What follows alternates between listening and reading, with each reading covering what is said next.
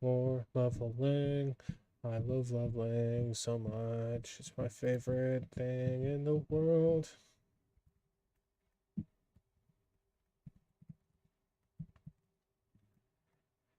It's just so much fun.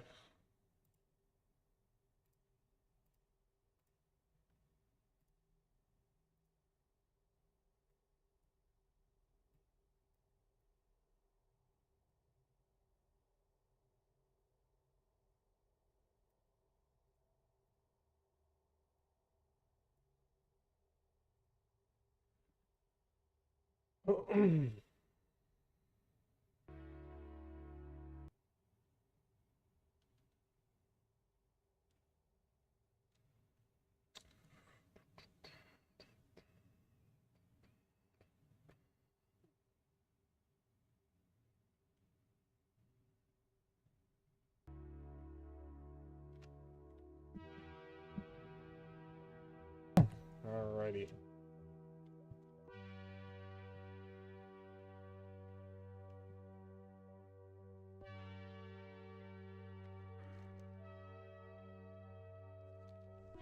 How do you speedrun one of the hardest games ever made?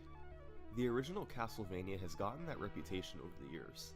Whether it be from its strong enemies and bosses or its strict gameplay mechanics, Castlevania isn't an easy game to take down. However, to speedrun it, or beat it as quickly as humanly possible, is on another level. For the past decade and a half, a group of gamers has been working to lower the world record for completing Castlevania. It's been a quest of discovering new strategies, grinding across multiple years, and working together. Are you living Alliance Peace? Because I have to. This is the history. This is the character I'm going to be playing. World records. In Wrath, I have to level it. I must. Just look at him. This is him. This is going to be my Chad priest. This beautiful, manly Draenei. But it's going to be a long journey until we get to that point. Unfortunately, I have to go through this slog.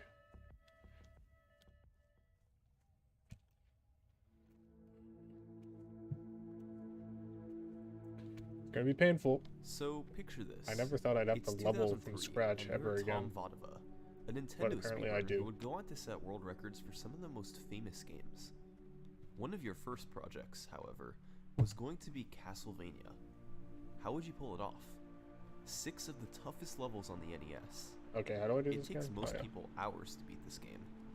Well, that April, Tom Vodova took the whole game down in 14 and a half minutes.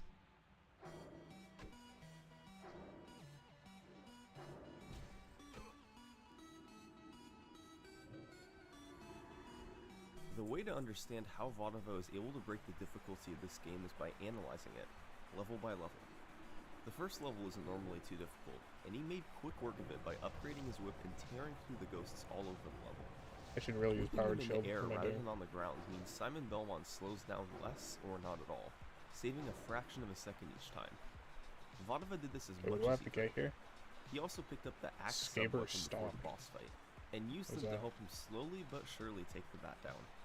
That way? At the start of level 2, he simply jumped over most of the enemies before picking up the Holy Water sub-weapon in stage 6. Okay, let's do this. Each level is broken up into 3 stages, meaning stage 6 was the last stage of level 2. I forgot that's Caster. He got beaten up a little bit by the statues, but used the Holy Water to take down the level 2 Medusa head boss easily.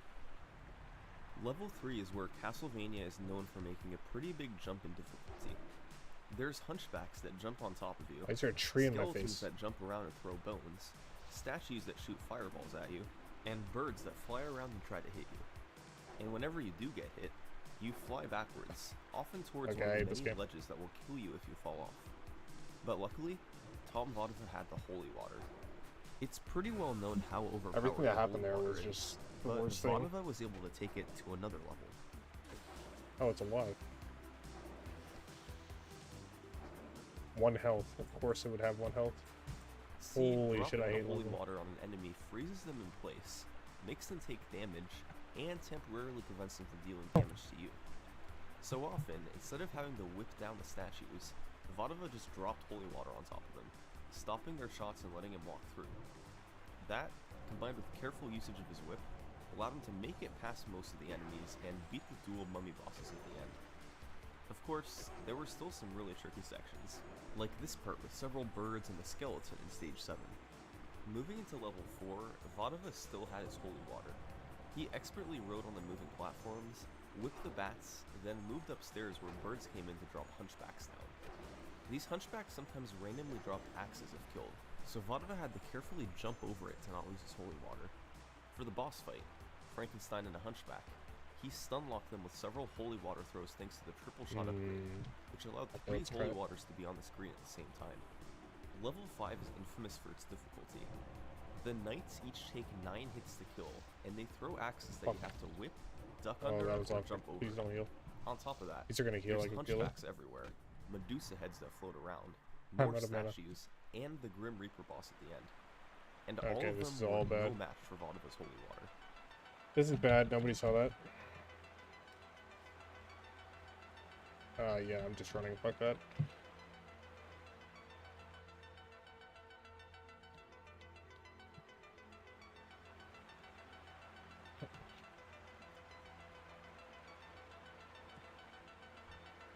Of course, Okay, there let's was not still do a that ton again. of skill involved in what Vodova was doing.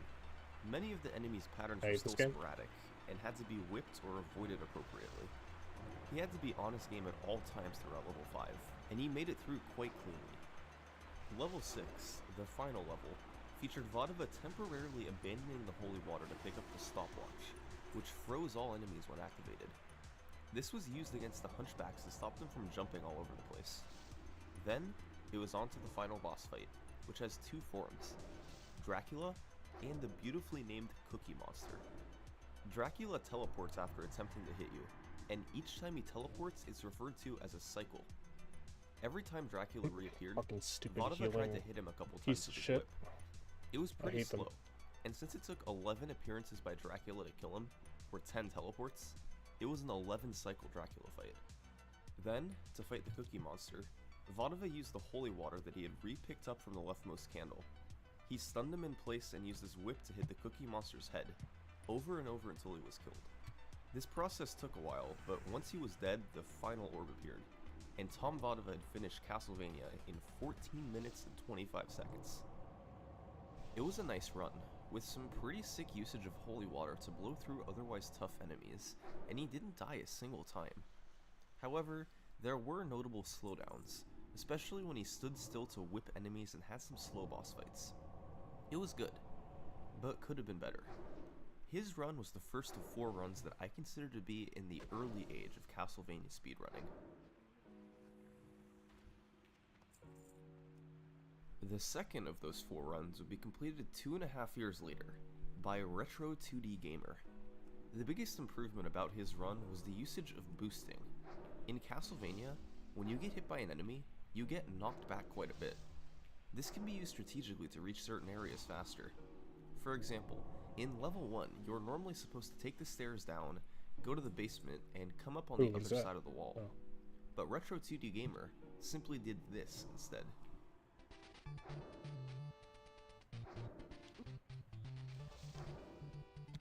Known as Oh. the Bat Boost, this trick saved about 7 seconds in the first level.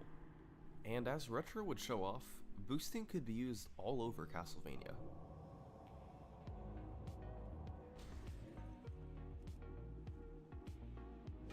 No, don't you dare. Don't you fucking stupid cunt bitch rogue. Boosting wasn't That was my allowed last one that I Galaxy's needed. rules, which is where Tom Vodova I'm submitted literally his following run. him around and But since taking Retro whatever 2D mushroom he Gamer sends in submitted here. his elsewhere, he was free to do them. These You. boosts added together Go pull saved around something, 30 see what seconds happens. overall. Yeah, go Other pull than that. he saved time from even more abuse of the Pull holy something. water. Where'd he Enemies go? that Where'd normally that stood in stupid his bitch way go? were demolished with the holy water, including many of the Where'd he boss go? fights. It was Okay, cleaner I'm than taking this Vadova's mushroom. run. This is He mine. didn't get hit as much, and he Get fucked, slowed down bitch. less overall. Don't fucking In the take my end, mushroom. combined with the boosts, it was enough to beat him by Holy over a shit, I minute hate men. with a 13 I to fucking wait. hate men so much.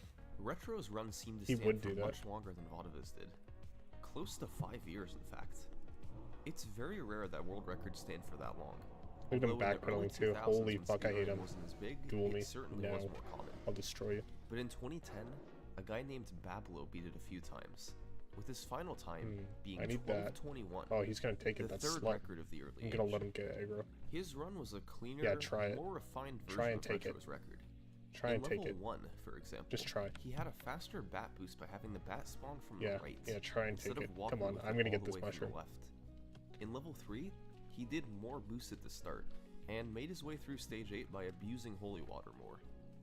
In levels 4 and 5, Yeah, he yeah, was more yeah. efficient Get than aggro on the Retro right. by not stopping to attack as much, but Oh, rather yeah. using the holy water or jumping in Oh, you fucking guy. I hope you die, you bitch.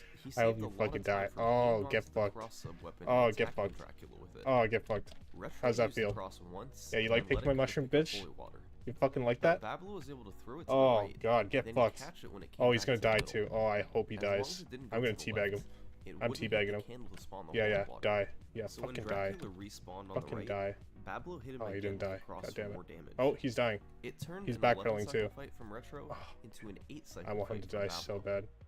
Bablo's run I want him stood to throughout suffer. 2010, and then in 2011, Please die. well-versed speedrunner God damn it. Funkdog set the 4th and final early age record. Okay, he got A lucky. He got 12:06. lucky. It would garner a pretty big amount of attention, and was one of the more popular records in the speedrunning community. He got Funkdog's lucky. run really was a technical marvel. I was gonna method of teabag his beating ass so Bablo hard if was he through died. very inconspicuous Ugh. yet crucially important techniques. If you Like take here my at the fucking level mushroom. 1 boss fight. Funkadok knew the bat's pattern was determined Disgusting. by where Simon is on the screen. Disgusting. He wanted the bat to swoop down in a specific way so that he could be pelted with axes quickly. The position for that pattern happened to be right around here. So, Funkdok intentionally stood still and avoided picking I up did the something. double shot upgrade until after the bat started moving and his pattern was set. The level 3 boss had another technical trick. When two boxes overlap in Castlevania, a strange glitch occurs. If a sub-weapon hits the overlapping part, it'll deal 1 damage per each frame it comes in contact. Given that Castlevania runs at 60 frames per second, that's a lot of damage very quickly. The two mummies in the level 3 boss fight each have their own hitboxes, so a guy known as Retro Gaming 2084 What am I doing figured here? out that if you use the Get a cross bear, sub weapon right? when the mummies overlap each other, they can be beaten really quickly. Where are the bears at? Funkdok used that to his advantage. But the best of all had to be what he did in level 4, the cave skip, once again discovered by Retro Gaming 2084. Funkdok picked up the time stop sub weapon at the start of the level, then used it a few seconds later. When bats spawn, they do so based upon your vertical positioning. So when the time stop ran out, it was time for the bat to spawn, How do I and capture Funkdok this had thing? gone to the appropriate height in time. Oh. Then, he froze time again I to did freeze it. the bat's horizontal position, so he could do this. I got a bear now. I'm a hunter. Does he fight for me? Let's see. Fight. Fight, bear. You're a bear. Fight. By doing this boost, He's just standing there. Funkdok didn't have to wait and ride on the slow-moving platforms below, saving him a few seconds. He continued to abuse holy water in level 5, then was able to match Bablo's 8-cycle fight on Dracula, before taking the Cookie Monster down with holy water. So that's where the record stood in 2011. Funkdok's 1206. He was considered the top Castlevania runner, and as the months and years passed on, his record still stood. It was a very clean run, set by an extremely talented runner. Over the next couple of years, he would run the game at many of the Games Done Quick marathons, including one of the coolest runs of all time, a speedrun by Funkdok while Koreshi provided the soundtrack on piano.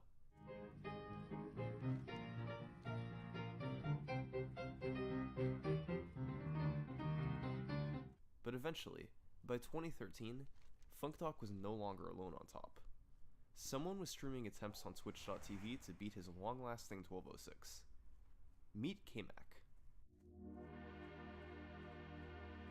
In late 2013, K-Mac began pushing his Castlevania personal best close to the world record. He got good at the same tricks. Cave skip, the boss fights, all of the boosting. His time went from a 12:45 down to a 12:26, then to a 12:10, just 4 seconds behind FunkDoc's world record. Had it not been for a slow level 3, particularly the boss fight, K-Mac would have gotten it.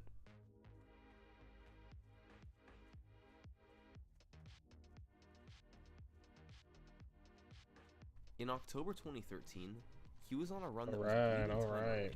Completing these quests pretty fast. It's good. He messed up the boss fight by mistiming his holy water throws, causing the Hunchback to jump around and hit him. So, heading into the last level, he was 5 seconds behind FunkDoc's world record. But K-Mac had a trick up his sleeve in level 6 to make a last second comeback. Castlevania has a pretty obscure trick called the critical hit. If you hit an enemy with the whip on the same exact frame the enemy hits you, you deal an additional 5 damage to the enemy for a total of 6 damage. The most relevant place this can be used is on boss fights, particularly the Dracula fight at the very end. Dracula shoots projectiles whenever he respawns, so K-Mac had to jump and get hit by one of them on the same 60th of a second he whipped Dracula. If he could do that, he would have a shot at the record. Yes. Mission accomplished. In just one cycle, more than half of Dracula's health bar was taken Wait, out. Bear. The fight would end up being a 5-cycle fight. Was it going to be fast enough to beat FunkDoc? What do I do here? Level 10. Why are these things level 10?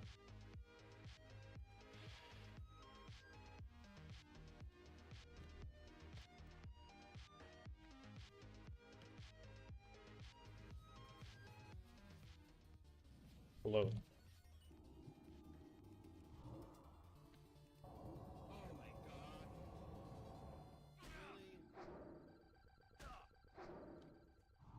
Really? A tied world record. It couldn't have been a great feeling to have come so far yet still not beat FunkDoc.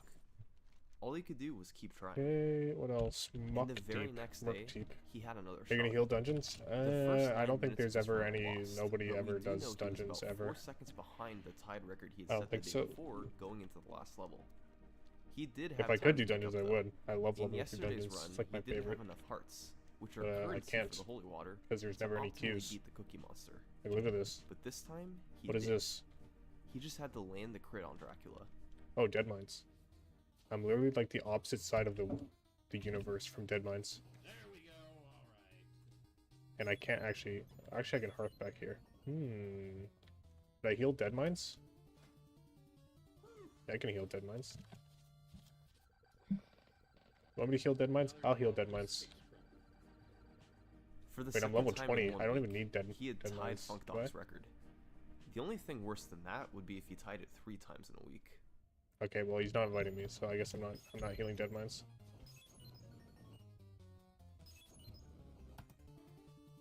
Ah, and another tie of the world record again. Yeah, that's exactly what happened. Between October 20th and October 28th, 2013, K-Mac tied the world record 3 times. But finally, later in No, he doesn't want October, me. K-Mac had He another doesn't run. want me. Although he lost time from the level 1 I'm boss just, fight, I don't know, I guess he I'm just gained not it good right enough back to be in in that level guy's 2 group. and more in level 4. He's looking His for last elite level 6 players. failed level 4's cave skip. Elite DPSers. He got the crit on Dracula. Should I link in my and logs? closed out the run. Maybe I should show my Warcraft logs. Maybe then he'll invite me.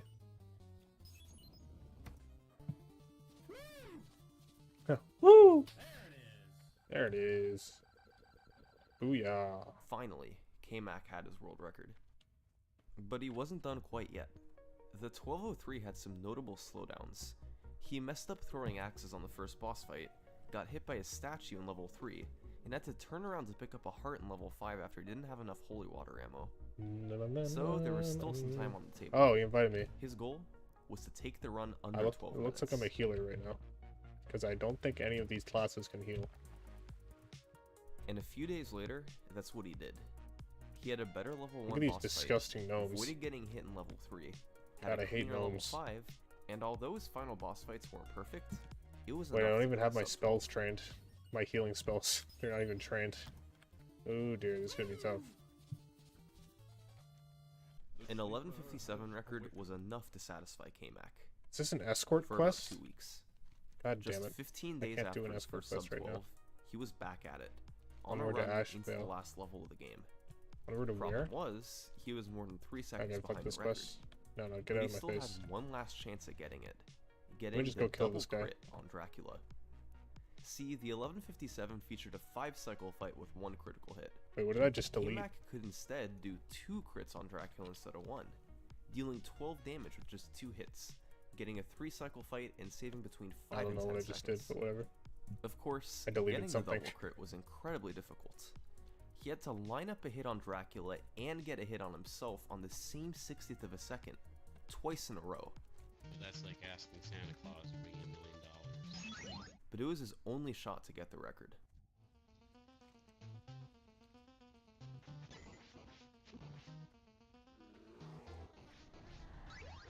Don't run this way. Come on, let's Run go. the other way. Yes! Double critical. Pride Gnome, Bates Santa Gnome, Claus Shin brought me 4. $1 This guy's a million. booster or something, I don't know. Some weird shit going on here. I just want to kill Merkbang, or whatever his fucking name is. What healing spells do I have? I didn't train heal. Oh, I did And train heal. still, K-Mac wasn't done. There was Oh, maybe still I'm time okay. you could save, particularly on the boss How good is fights. lesser heal? 75 The mana bosses over all that. gave different one- patterns okay. depending on a number of seemingly So random this is like greater factors. heal. The speed at which the mummies overlapped, the This is a speed at which the 2.5 bat second swooped cast. down, That's a 3-second these speeds cast. varied Okay, from definitely run to using run. heal. with the faster the pattern, the better. Renew, okay. It was also yeah, possible to get a okay. critical kill on the bat in level Okay, 1. where the fuck is this When the thing? bat swooped down, K-Mac stood on the Where's stairs Merkbang? and used his whip. Just like on Dracula, if he got hit on the same frame as whip Merkbang, with the hurry bat, up. I need to he kill would you deal before I 5 get damage summoned. to the bat. Merkbang! However, all damage to the bat is doubled, and being on No. stairs increases damage Where here is he? as well. It ends up being enough to kill the bat with just 1 whip. So, with these boss Find a fight slave improvements in Merkbang. The mind, creature is thought to be K-Mac kept defending doing Murloc. attempts through the Okay, end he's of defending 2013. something. He was in a class of his own for Castlevania. Where It is was he? time to see how low he could take it. Merkbang! Fucking fly on my... Fucking... Ugh! I can't find him. I don't know where he is. He's not here. Please, Merkbang. Merk Deep, sorry. Ah, shit.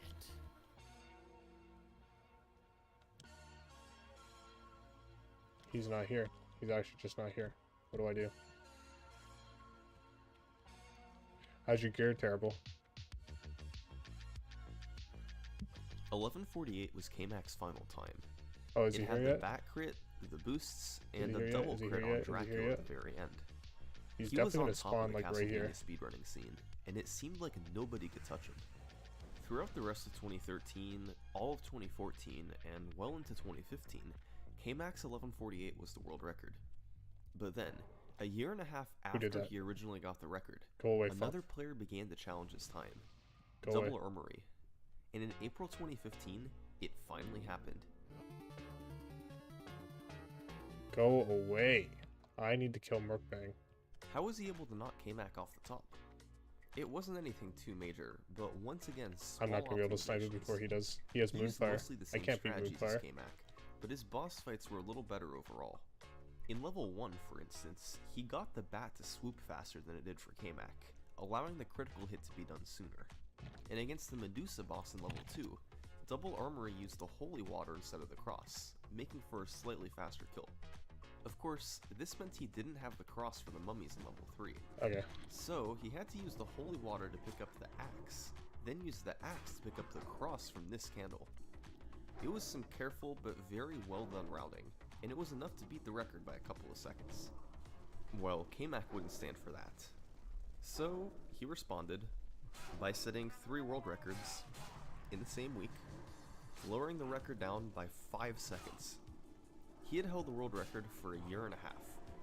His response to losing it for 4 days was to do that.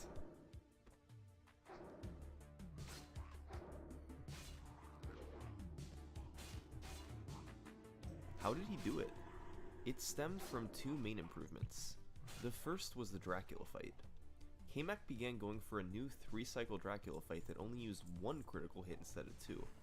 Oh, He Murty. intentionally lost 0 Kill him. frames leading up to Dracula by only whipping candles while Simon was moving up.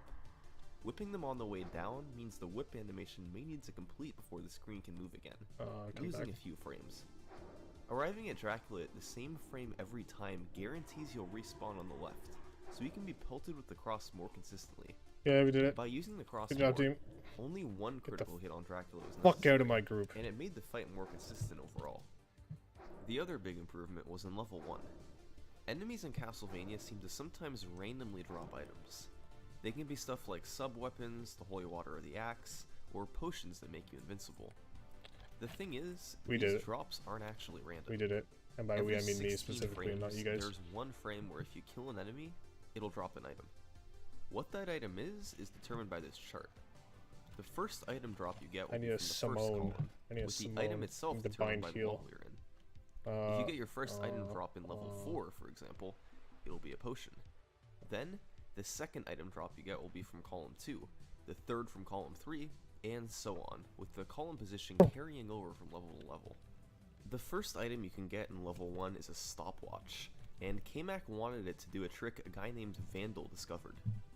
So, he figured out approximately when he needed to whip the ghost to land on the specific frame he needed to get the stopwatch. He had a 60th of a second I window to suppose aim I'm for, a healer but as a since Shadow it loops Beast. every 16 frames and there were a few ghosts he could try it It on, should be fine. he at least had a chance at it. Are they gonna After summon me? hopefully getting the stopwatch, he would move into the next screen and try to use it on the very first frame possible after entering. If done correctly, it would freeze time before what do I the do bat here? spawned, allowing time for him to walk all the way over to the right. Hello? Once he got there, What is the this? bat would unfreeze right away, and he would be able to do the bat boost much quicker. You can see from this comparison that it cuts out the time he normally Did has we to drop spend something? waiting for the bat to spawn again. In all, it saves about 4 Travel seconds. south and check on... So now, in order to get an optimal level 1, you had to land a frame-perfect whip to get the stopwatch, use Where the is he? stopwatch frame-perfectly to get an Is there a optimal cave bat here? spawn, and land a frame-perfect critical hit on the bat boss. Each of those had a 60th of a This second is window supposed to be time right them. here. Getting all that was super difficult. Because of all these tricks, level 1 got the reputation of being like a jail, since very few runs were able to escape it. Regardless, it took K-Mac just 4 days to be able to beat Double Armory's record with the level 1 tricks. Barely beat it. It was a close call though, because he lost a lot of time in the Dracula fight from missing critical hits and getting a 4-cycle fight. K-Mac would lower it to an 1141 pretty quickly, with a run that actually didn't feature the stopwatch trick in level 1, but had essentially everything else. A fast bat pattern, a fast mummy pattern, cave skip, the boosts, Fucking and resist, the new dude. 1 crit 3-cycle Dracula fight. That 1141 was enough to satisfy him for a Okay, while. where is this He was fucking back guy? on top, and he was on top by a large margin. Months passed, and when 2016 came around, He's just not here. K-Mac's 1141 was still the world record. But in October 2016, someone did beat him. Baze86. He took down the video for his record a while ago, and it can no longer be seen today. The final time was reportedly in 1139, a 2-second improvement over K-Mac, but not much is known about the run itself today. But we do know that this time, K-Mac waited exactly 20 days before getting the record back. It's almost like he wasn't allowed to not have the world record.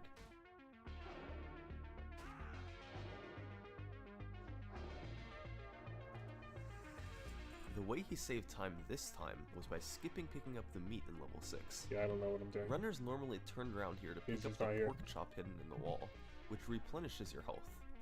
But since K-Mac was only planning to do 1 crit against Dracula instead of 2, he didn't need the extra health to get hit a second time. So he saved a few seconds by not having to bother turning around to pick it up. And again, K-Mac's record remained on top for I need to several look this months. quest up. But just as before, another runner eventually beat him, Janpei. In April 2017, he was able to get a run past the level 1 jail with the stopwatch trick, and was 3.5 seconds ahead of the record. He lost some time in level 3 to a slower mummy fight, but was still about 1.5 seconds ahead of K-Mac going into the last level. He nailed the crit on Dracula for a 3-cycle fight, and prepared to fight the Cookie Monster.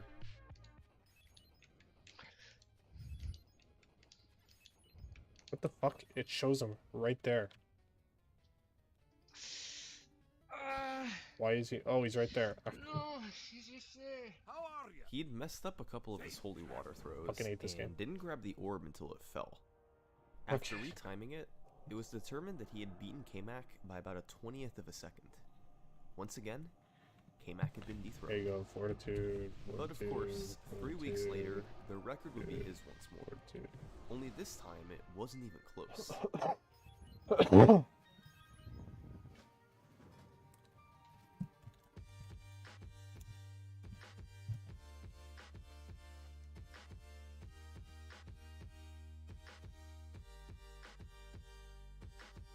K-Mac beat Jonte's run by 5 seconds. Rather than one big improvement, it was because of several small improvements over the course of the run. K-Mac got a slightly faster bat swoop than Jonte by manipulating its pattern by standing in specific locations on the stairs. In level 2, he hung on to the stopwatch from level 1 in order to freeze time at the start of stage 6. This prevented the spikes from moving so he didn't have to hesitate like Jonte did. He got a fast bone boost in level 5. These skeletons can give either a fast or a slow boost pattern, with about half a second time difference between them. Jonte got the slow pattern, while K-Mac got the fast one. And of course, no run is complete without the Dracula fight at the end, which K-Mac was able to get a 3 cycle on. His Cookie Monster fight wasn't perfect, but it didn't really have to be at the end of a run that far ahead of the record. Let's not. Castlevania was getting to the point now where improvements were going to be extremely tough to come by. As the run approached the sub 1130 barrier, players could no longer expect to beat the record by 5 seconds. An improvement by a fraction of a second would be a big deal. K-Mac decided to retire from Castlevania speedrunning after his 1132, and left the game in the hands of others to take the record down further. Oh, nice delay, bro. The first step, of course, was beating his 1132. For that, we arrive at Furious Paul. He's best known for running Super Castlevania 4, but in 2017 he decided to try the original Castlevania 2. On September 30th, 2017, he was streaming on Twitch.tv, with his personal best just 2 seconds behind the record.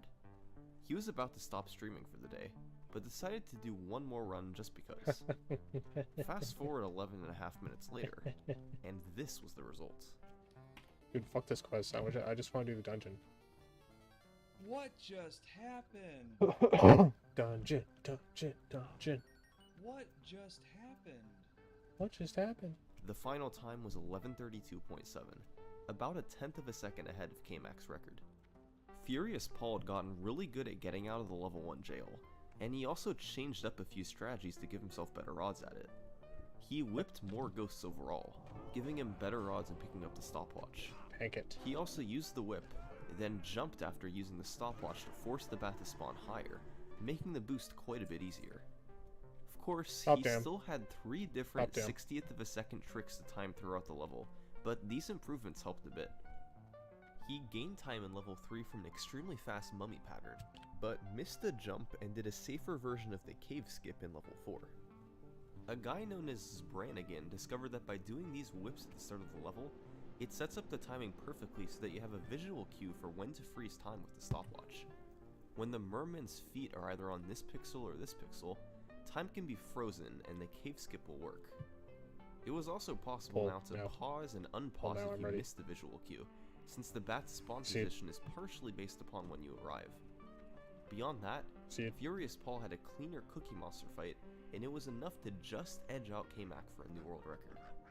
Shortly after Furious Paul's run, a pretty big new discovery began to be utilized. For years now, players have been trying for a 3-cycle Dracula at the end of the run. But it turns out, it can be better. This is the 2-cycle Dracula. A guy known as TrueFalse first found a 2-cycle setup in March 2016, but it went under the radar until about October 2017. The first cycle consists of jumping to throw across, and then whipping twice, which deals a total of 5 damage. For the second cycle, you have to hope that Dracula spawns close to you, which has a 50% chance of happening. If he doesn't, a 2-cycle fight can't happen. The execution for the second cycle, assuming you get the spawn, is really precise. Jumping forward and throwing across. landing on the double shot to Wait, pick is it up, Renew even good? then jumping backward while facing forward and throwing another cross. 165 Upon mana, landing there, and heal you does jump up and throw yet another 300. cross, land, then jump and for do a critical 155 hit. mana. Yeah, I think it's good. If anything is off by even a little bit, the 2-cycle kill won't work. But if it does work, it saves a good 3 or 4 seconds. Once people realized the usefulness of this trick, there was a mad scramble to get a new world record with it. From October through December 2017, there were 4 people going for the record at more or less the same time. Jonte, who had previously held the record earlier in the year, Endy, who had held world records in various Nintendo games like DuckTales and Batman, Hyrixin, who had gotten world records in games like Panic Restaurant and Tiny Toon Adventures, and Bednak, who pretty much only ran Castlevania and was very close to the world record. These 4 guys were top tier runners, and all had the skill needed to get the record. The time to beat was Furious Paul's 1132.7. Oh yeah, Over I the get last another few rank of months of Renew at this level. 2017, Shit. This I was kinda their need battle that. to obtain one of the NES's most coveted world records.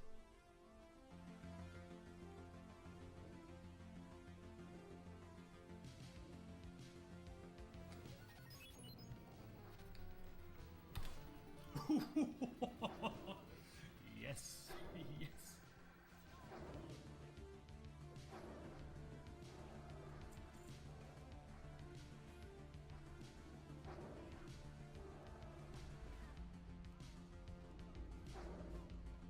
Alright, we'll just cast heal, I guess, since everybody is dying. Fuck. Oh, so close. So close.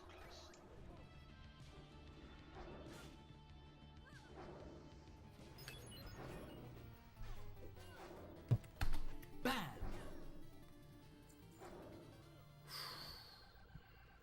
Maybe I should just cast heal. No, maybe not.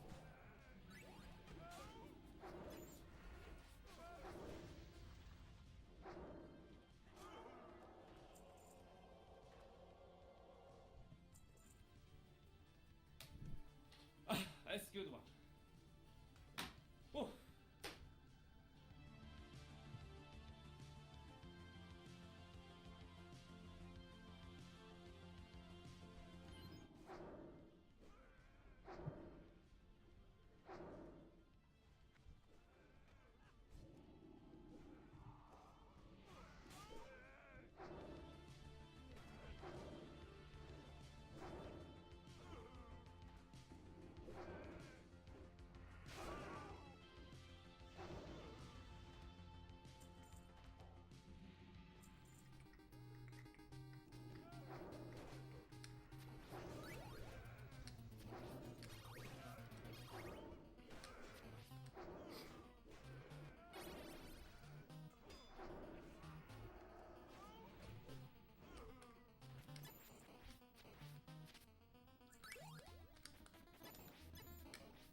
Oh! No! That was one hit. That was the. I got the crit. Holy shit! Holy shit! Oh my god! Shit! Something missed somewhere. Endy was 1 damage short. 1 damage short from a new world record. Probably the first ever sub 1130 run of Castlevania. These 4 guys did thousands of runs between them, yet after 3 months of work, only 1 new world record had been achieved. Castlevania had turned into an absolutely brutal speedrun. The run started and ended with 2 of the toughest parts of any game out there. The level 1 jail, and getting the pattern for and executing Okay, I'm the doing top, 2-cycle Dracula top fight. DPS on this boss. And in between that was a run filled with precision, tight timings, and the need for close to perfection. Getting all of that was just so difficult. Naturally, Castlevania entered an era of no new records for a little while. Throughout the first few months of 2018, the record stayed at Jonte's 1131. The game went from 4 top-tier runners clashing for the record to none. But then, in April, a brand new runner began making a push for the record. And this guy had a lot of experience getting world records. This is JC. Getting aggro again, this is not good.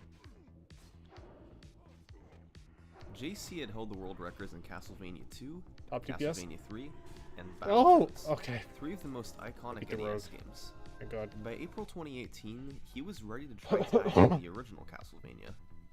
Over the next month, he took the time to lower his PB down into the 1130s, getting very close to Jonte's 1131 world record.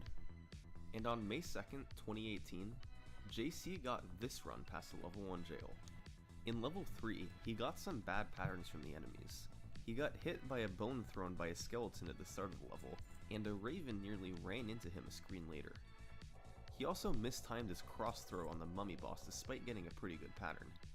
In level 4, he nailed the cave skip, but got knocked back by a bat moments later. No,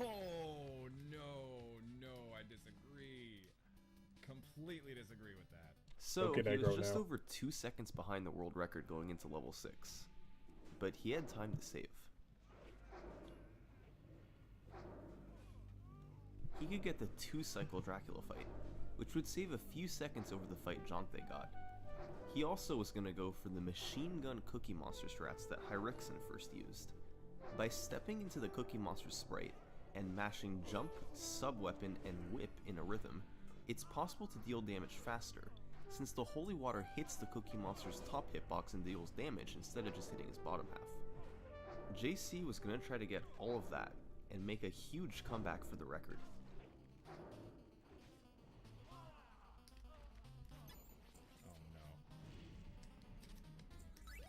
What's up, Kiwi? Keep Kiwi. It's going as good as it can, although I am leveling, which means it's going very bad, actually. That's what that actually means. But besides that, I'm doing fine. Fuck. My hair's a little bit greasy because I need to shower. But just pretend like you don't see it. Okay, just pretend. I want you to just pretend. No! I want to watch one of your KJ kills. What do you suggest? Do I have more than one?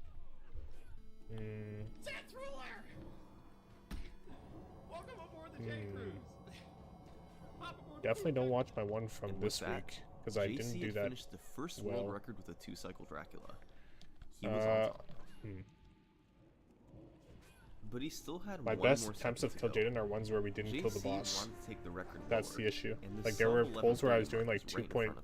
2.4k The HPS. time of 11:29 You gotta find those represent a VODs. major milestone Ones where I in was doing that Castlevania much because I was speedrunning. playing good. The last time a 10-second barrier was broken was Baze's 11:39. Oh, you want some back tips? in Okay, 2016. you just This time, the number was 11:29. It would take an amazing run. yeah, you JC just kept pushing onward, looking for that mythical 11:29. press life. But he wouldn't bloom. get an 11:29. Instead, Life he bloom. did this. Rejuve. Oh my fucking god. Life bloom. I'm done. Okay. Okay, no.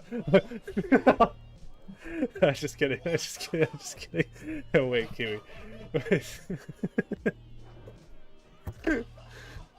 Okay, I'm just kidding. Okay, wait. What do you?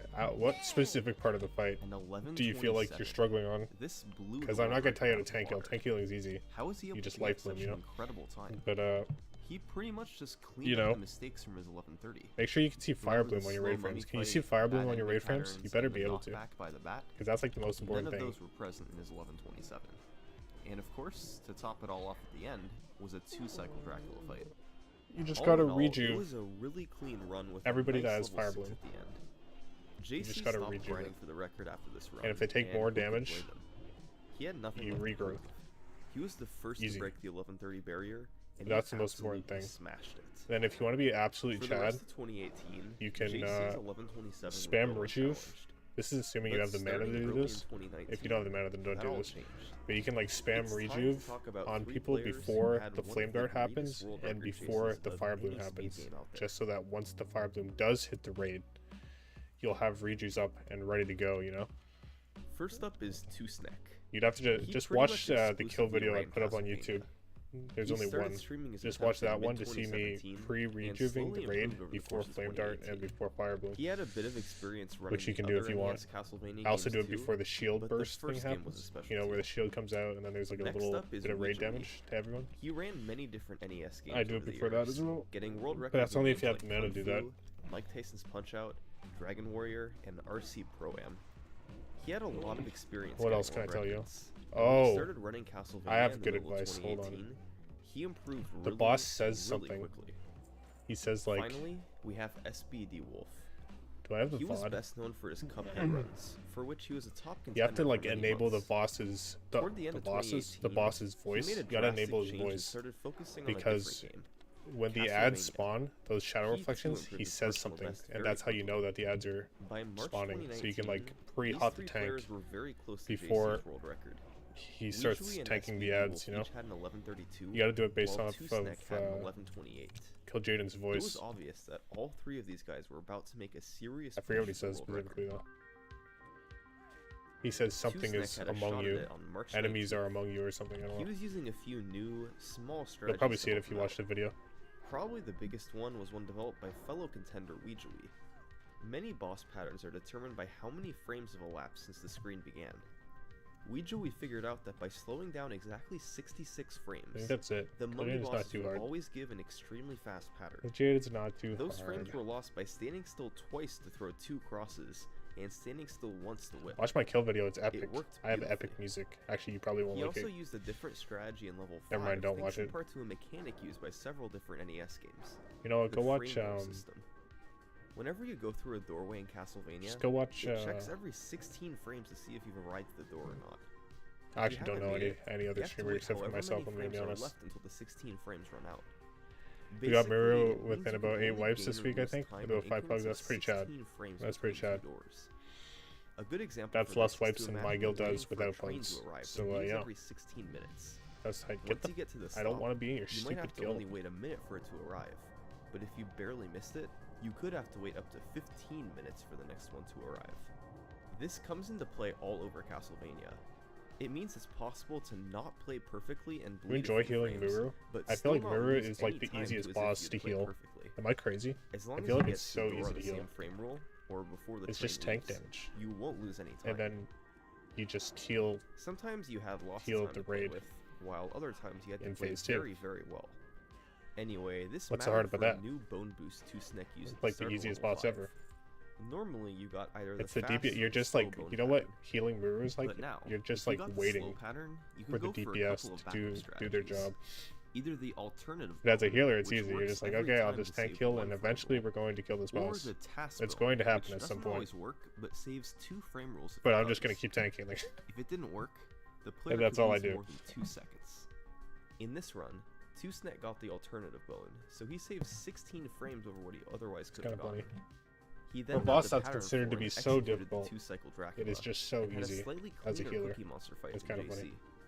It was enough I don't to know, I'm just watching barely edge him out and get a new world Summoning record. Salt. You've probably never heard of Summoning Salt. But he's pretty famous, you know, he's got like millions of viewers, and I need something to entertain me while I'm leveling, because leveling just hurts me on the inside, you know? It's speed running. It's pretty nerdy. 6 days after this run, Weijui It's was pretty dead nerdy. even with Two-Snek's Don't watch world it. record It's going too into nerdy. level 5. The splits compare I with mean, his you're personal a best, nerd, but which he like, was slightly you're not ahead this of. nerdy, He had gotten out of the level 1 jail, nailed his own mummy strategy in level 3, I think. and got the cave skip in level 4.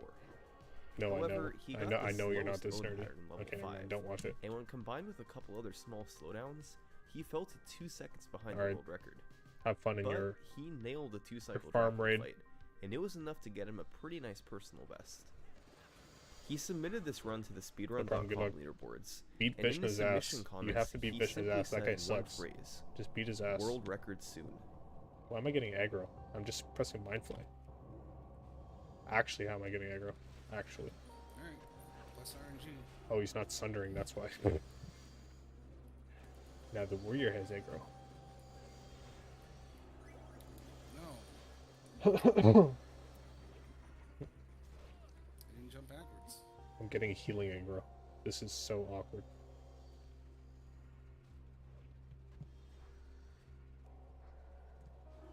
Tank that doesn't know how to sunder. You got it. Thus. Hey, blue item.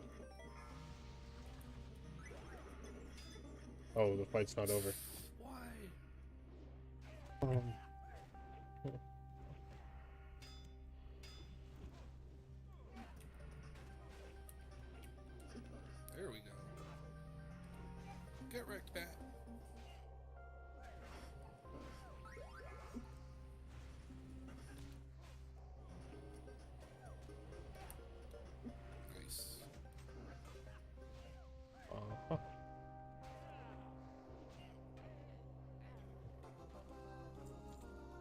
an axe with spirit on it. An axe with spirit. Which I won, by the way. No. Let me just... I kind of want to buff everybody. Oops, that's not the buffing spell. Oh, damn, dude. Oh, do I need that belt? Nope. Do I need these boots? Nope.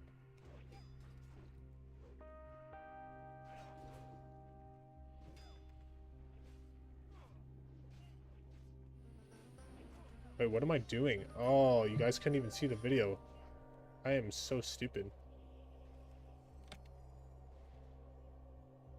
I am so stupid. I am so sorry. I am so stupid. Oh, nobody told me.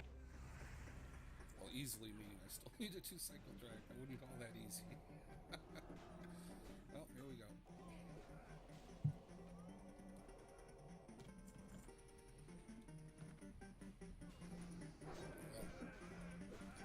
Triple bones. That's a lot of time waste right there.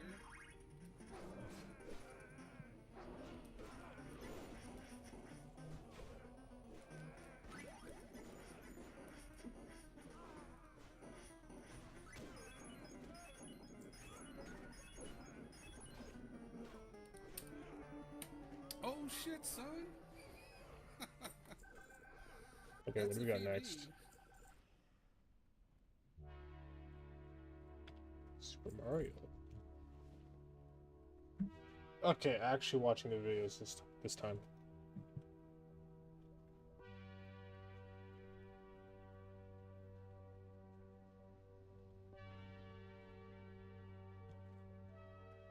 Where are you going?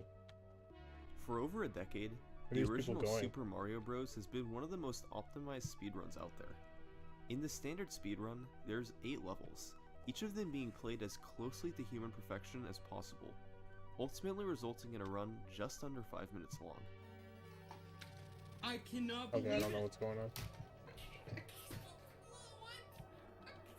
How? This is an incredibly short speedrun, filled top to bottom with ridiculously precise tricks. But the fastest playthroughs require using the warp zones to warp to World 4 and World 8. What if the player doesn't use them, and instead adds in the other 24 levels of the game as well? Well, there we unlock the craziness that is Super Mario Bros. Warpless.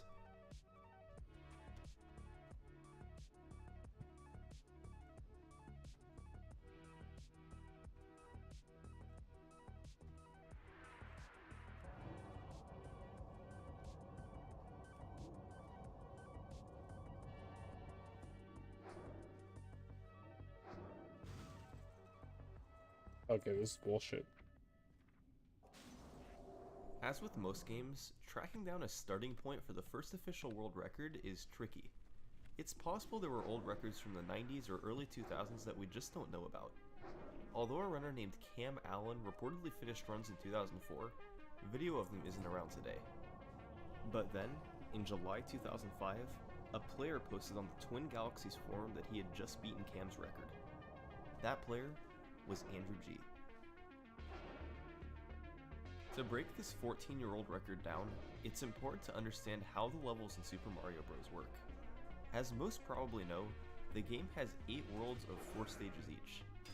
The stages ending in Dash 1 are typically standard overworld stages. Dash 2 stages are a mix of underground, underwater, and overworld levels. Dash 3 stages are unique levels with no ground beneath them. And Dash 4 stages are castle levels with a Bowser fight at the end. The gist of speedrunning this game is quite simple. Getting from the start to the end of each stage as fast as possible. Andrew G stayed as Small Mario for most of this run instead of picking up the Mushroom or Fire Flower. Since it takes time to hit blocks to get the power-ups, and Mario Sprite gets bigger after the Mushroom, making it harder to avoid obstacles and navigate through the stages, it made sense to avoid getting them all together. Andrew was able to make it through the early stages quite easily. However, as the world number increased, Andrew became much more cautious and began to make some mistakes. You can see this cautiousness at the start of 3-1, where he waited behind each pipe for the piranha plants to go away. In 4-4, he struggled to get down to the bottom path in the middle of the level.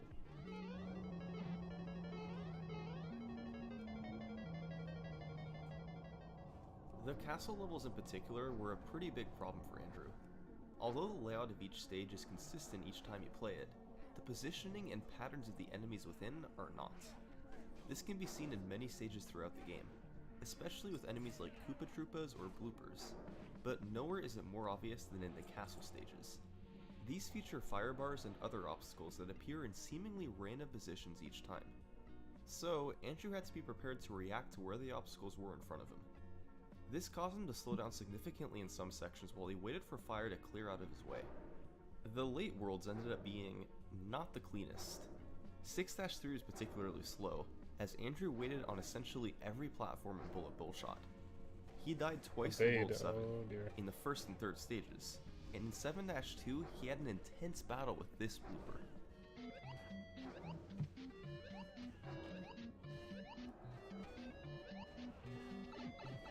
In the second to last stage of the game, 8-3, he picked up a mushroom for safety so that he could avoid dying if he took a hit.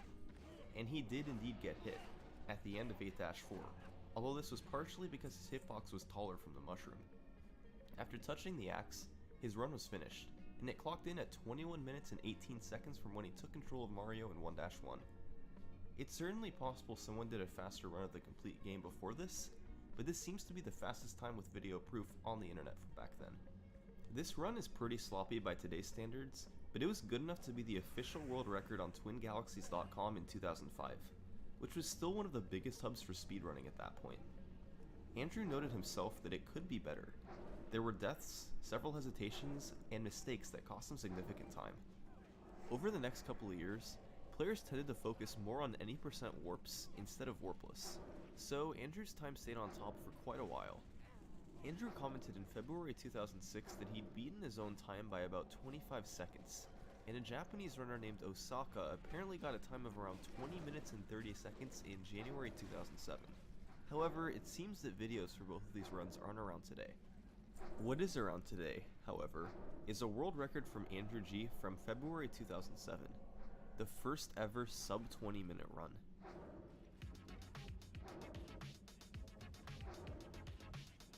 This run is essentially a more refined version of his run from a year and a half These things prior. are just not dying. Andrew once again stayed as Small Mario for most of the run. The early worlds were yet again quite smooth, but instead of getting much more cautious or making mistakes as the worlds got higher, Andrew was confident in his ability to succeed. 6-3, for example, was like night and day in this run versus 21-18. Instead of slowing down at every platform, Andrew powered through and barely slowed down at all by strategically jumping when he needed to. World 7 this time around featured 0 deaths instead of 2, and instead of having to battle a blooper at the end of 7-2, he was able to finish smoothly. World 8 was a lot cleaner as well, perhaps because Andrew had more experience with any percent warps by this point, where World 8 is played every time.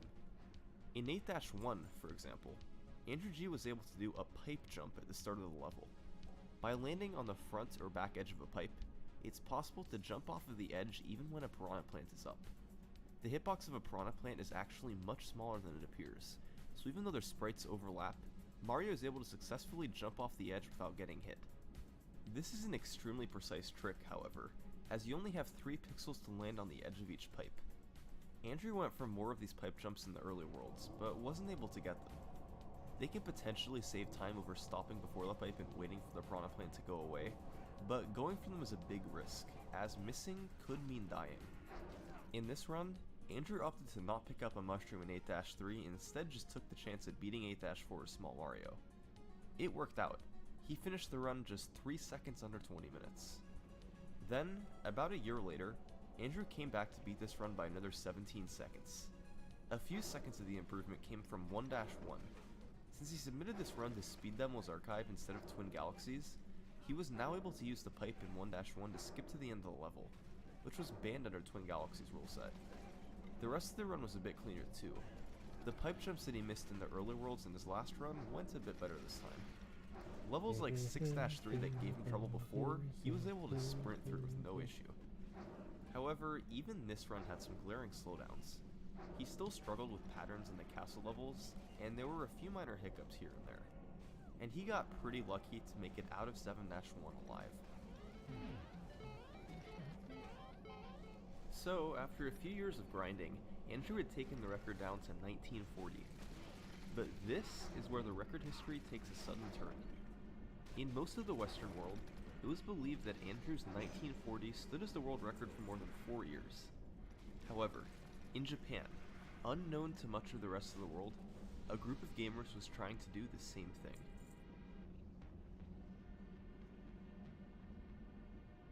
They posted their times on a website called Purecast, and the rules were a little bit different. The biggest one was that they were allowed to play with turbo buttons. When you held them down, it would repeatedly press the A or B button over and over, typically much faster than a human could press it. As will be shown in a couple of minutes, this came in handy in a few sections. Timing for their runs also started at different times. They started the timer when the title screen appeared, and then ended it when Peach finished her speech. Most runs in the Western world by this point, and still to this day, start when the player took control of Mario, and ended upon touching the axe in 8-4. So, all times from Purecast will be converted to this modern timing for purposes of this video. If these times are treated as equals, then instead of Andrew's run standing for more than 4 years, it stood for just over a month. According to research compiled by Blubbler, a runner named Maru Kome got a time in the upper 1940s by March 2008, and then runners Mogu Mogu, Royal Boy, and Hidori lowered it down over the next couple of years.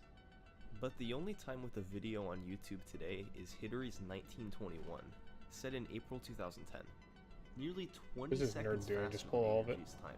Pull everything. Up until now, this video essentially hadn't been seen at all in Japan. The biggest strategy change from Hidori's run versus Andrew's was picking up the Fire Flower. Although it cost a couple of seconds for Hidori to pick up the mushroom in 1-1 and the flower in 1-2, and at times the larger hitbox made Mario harder to navigate with, the benefits largely outweighed these. Defeating Bowser at the end of each world with fire causes the game to skip the bridge crumbling animation upon touching the axe, saving a couple of seconds in each of the first 7 worlds. Fire also allowed him to defeat enemies more easily, especially piranha plants. Instead of having to do tricky pipe jumps, Hidori was able to simply kill the plant with fire, then land safely on top of the pipe. He picked up the time benefit of pipe jumps without actually having to perform them. This was especially important in stages like 6-2, where Hidori was able to fly through despite not doing any pipe jumps. In the water levels, Hidori used the manipulation to make his hitbox half the size it should normally be. By touching the ground, briefly ducking, then swimming before letting go of down, Mario's hitbox is only in the lower half of his body. Give it to me. This, combined with the already small hitbox of bloopers, caused sections like Who the this. fuck needed on that? Oh, the Warlock. Okay, get fucked, Warlock. The water sections featured the usage of turbo, which is what causes an asterisk to be placed next to these records in America. He was able to hold down the turbo A button to swim over and over, and was quickly thrust to the top of the screen. This didn't actually save him any time, but it made the water sections a bit easier, as he could get out of the way of certain enemies more easily. In the end, Hidori hit the axe in World 8 at 1921. He would have actually been a couple of seconds faster, but he defeated Bowser in World 8 in order to skip the bridge animation and get to Peach faster. Hidori's run stood unbeaten for quite a while, but over in America, it was still widely believed that Andrew's 1940 was the fastest run out there. In November 2012, speedrunner Cosmic was able to top Andrew by 5 seconds with a 1935. His run was done on Wii Virtual Console. Since the Virtual Console runs at a slower frame rate than an NES or an emulator, it essentially plays in slightly slow motion. Cosmic didn't realize this at the time, but if he had played on console instead, his time would have been more like 1929 or 1930. Just like Andrew G did, Cosmic played as Small Mario, and when compared to Hidori's run, he lost quite a bit of time from the bridge crumbling. He was able to get quite a few pipe jumps in stages like 5-1 and 6-2, but Hidori's firepower allowed him to do several more. However, Cosmic's run was still quite strong for playing as Small Mario. The numerous pipe jumps he hit weren't easy, and he hardly had to wait in the castle levels for the fire patterns. Ooh, this is gonna hurt. But in January, world-famous speedrunner Hodarubi beat both Cosmic and Hidori with fire strats. He got a 1916 on the Purecast leaderboard, likely with turbo, and a 1924 without turbo. The video for the 1924 is still around today, and it features a run similar to Hidori's but without turbo. He used fire strats, kept fire until the end of 8-4, and picked up a bit of time over Hittery by getting good patterns in the castle levels. With runners like Hodarubi and Cosmic providing pressure, the scene shifted back to Andrew G, who wanted to push the time down further. After all, he was the Warps record holder, and had held the Warpless record for years, even with What's the a time Montserrat disadvantage of using Small Mario. Monzo? Now, it was time to see what he could do with the Fire Monzo. Flower. That's how you pronounce that, right? Monzo? I'm so silly. Gotta repaint everything. I'm near the tank for no reason. Doing big dam. A grind from Andrew in the middle of 2013 saw him set 5 records and bring the record down to 1915. Big damn. The 1915 itself was Ooh, achieved big damn, live what on the his fuck? Twitch stream, and after touching the axe in 8-4, Andrew went crazy.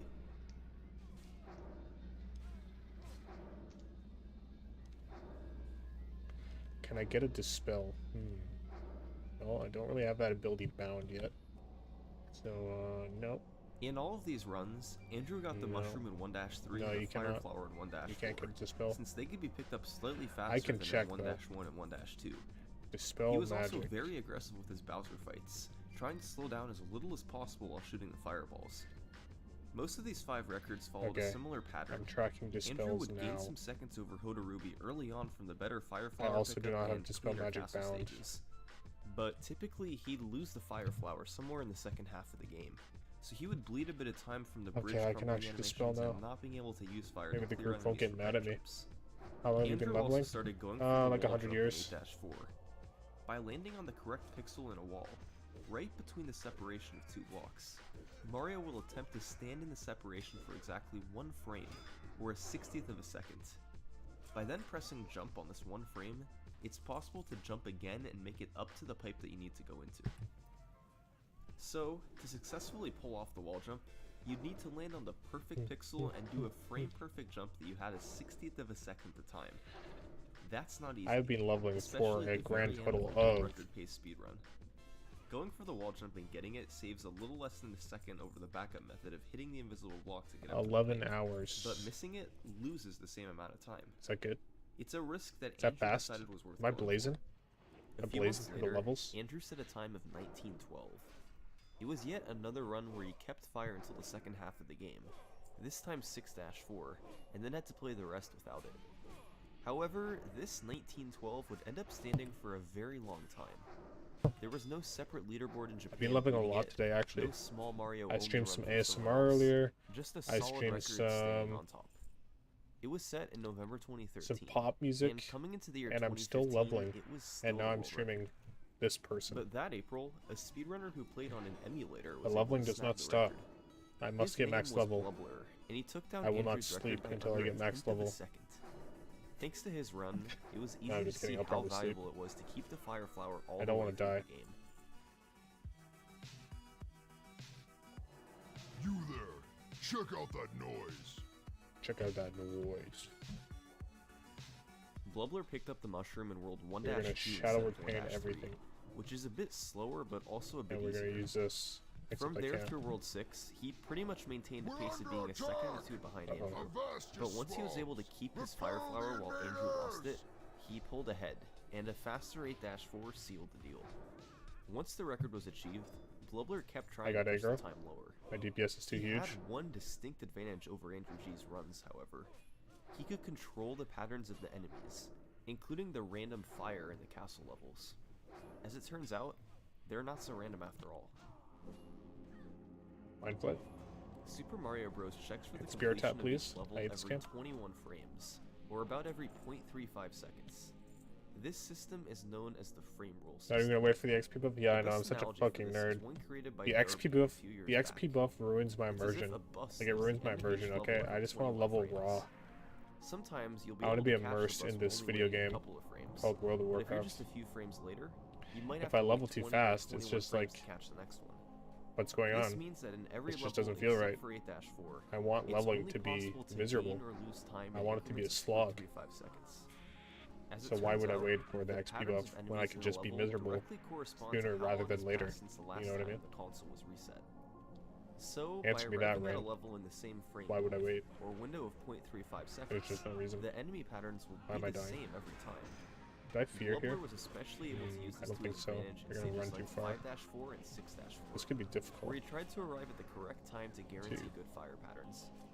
This sometimes 3. even included intentionally losing a frame roll stages prior to 4. the castle in order to ensure arrival at the correct time. Okay, now we're This screwed. made getting runs late into the game I am much Moon. more consistent. What do I do In here? July 2015, Let's Blubbler think. got the first ever sub-19 Let's time think. run with a 1909. What do we do here to keep the featuring group a alive? very quick last couple of worlds. However, I'm some thinking. of the Bowser fights in particular were a bit slow. I see the and he warriors was losing dying. time in World 1 for the power Let's up cast a grabs. heal on him. So he kept trying to take it lower. Still thinking. Andrew G had gone on record as saying 1905 was about as good as he thought Warpless could realistically go. Could Blubbler take it that low? Okay. I think we're okay. No, we're not okay.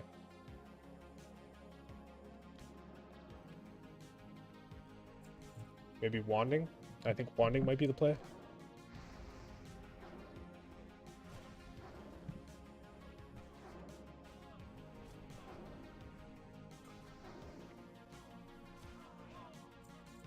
After a several-month-long grind, Blubbler had achieved the 1905, a time Andrew had theorized years prior. In the run itself, Blubbler wound up getting behind his record after a slow 3-4 Bowser kill, but a fast 4-4 kill made up for it. The second half of the game was smooth too, with mostly clean Bowser kills and a nice World 8. In 8-4, he was able to do the more consistent 2-frame wall jump, by walking off the pipe at the start of the room, then pressing the B button They to don't run let me get while in the mana. air. Mario What does one do in sub-pixels, this situation or where the positioning group smaller than the continues to pixel, pull become when I am moving? manipulated in a particular way. This Somebody makes it so give that the advice. correct pixel on the pipe for the I can't wall believe jump they're is not going to much have easier LFD or hit. dual spec. And Three- Mario Wait, they're now not having has dual 2 spec? Why frames to not? jump off of it instead of just 1. There's no way they're not The having dual 2-frame spec. wall jump loses There's no about fucking way. 0.3 seconds versus the 1-frame wall jump, but it is There's no way. significantly easier to hit. Don't say that to me. Blubbler stopped running I need Warpless dual after spec. this, and his record stayed on top for several months. But by late 2016, another runner was doing attempts to take it down. His name was Darbian. We're all just young boys on Twitch. Darbian was one of the most popular Mario speedrunners out there, and he had the record for the fastest completion of the game with warps by 2016. I understand not having LFD. I do not understand not having After dual getting spec. the first ever That is 456, just something that decided should to try never to lower happen. his There's warp no way list. they don't have dual spec. his There's warpless just no personal fucking best way. at the time was 1915. It's literally 10 on the seconds PT behind on the record. beta. So Dual he spec got is to on the work to bring beta. it down. There's Or just not. no shizot that there's no dual spec. We did it. We did it. I can almost befriend Oh. Bowser and then stab him in the back. Oh, Stab I him am back. stupid. If we make it I past 5, am we're stupid. on pace with the record. Nobody That's saw the that. best run I've ever done. Nobody saw that, actually. No, Nobody saw anything. That just happened. Oh it's god. a thing. A thing happened.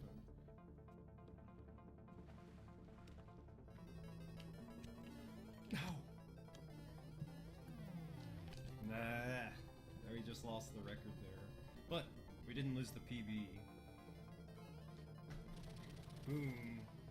Boom, boom, boom. Hank's dead, and it might be my fault. We did it.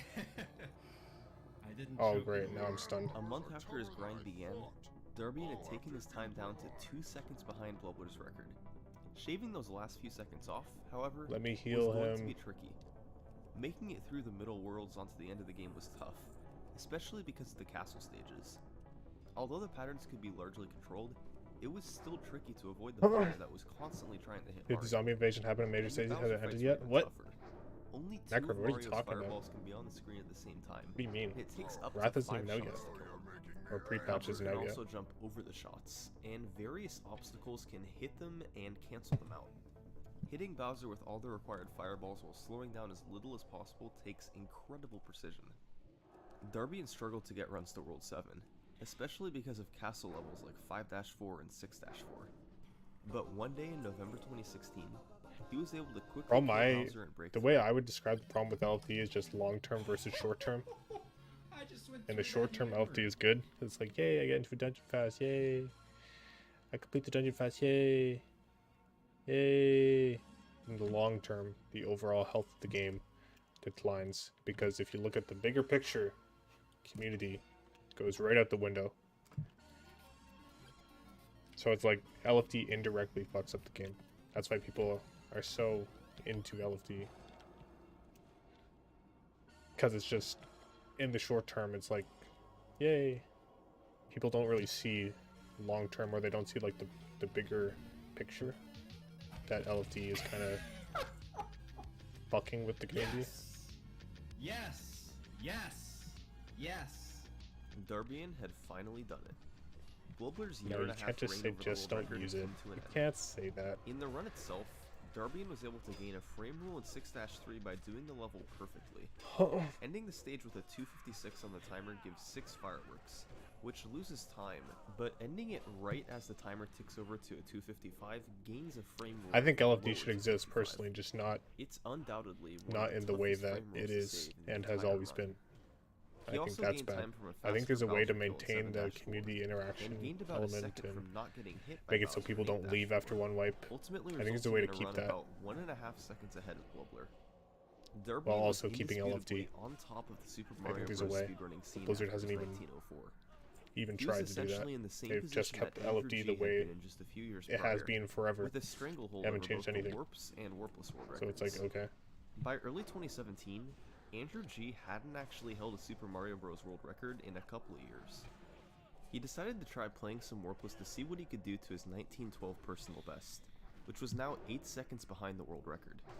And even though he hadn't held the record since 2015, he quickly proved he was still a top-level player.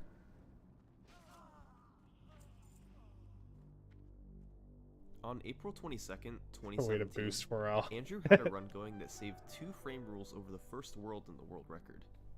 In both 1-3 and 1-4, he was able to accelerate quicker after grabbing the power-ups. He maintained this pace for a while, and then in 4-4, he gained another frame rule from a slightly faster Bowser. Uh-oh. Incredibly, Andrew was just over a second ahead of the world record halfway through the game. Andrew had intentionally delayed pressing start on the title screen to allow for this. Since the frame rule system starts counting from power on, and Andrew G was planning to get to 5-4 and 6-4 ahead of world record pace, he had to wait on the title screen to account for the patterns. It didn't affect his final time, of course, since timing starts once taking control of Mario after the title screen. He lost a frame rule over Darbian's really good 6-3, and then it was time for 6-4, 0.7 seconds ahead of the world record. No.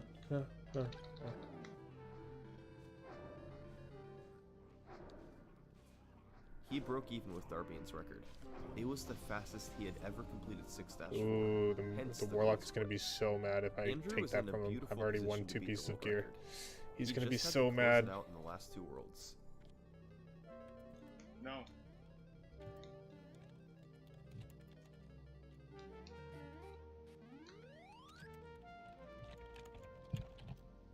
Oh no.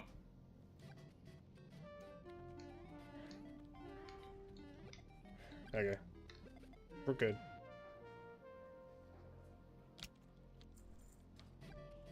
A few mistakes later, he was out of contention to get the world record.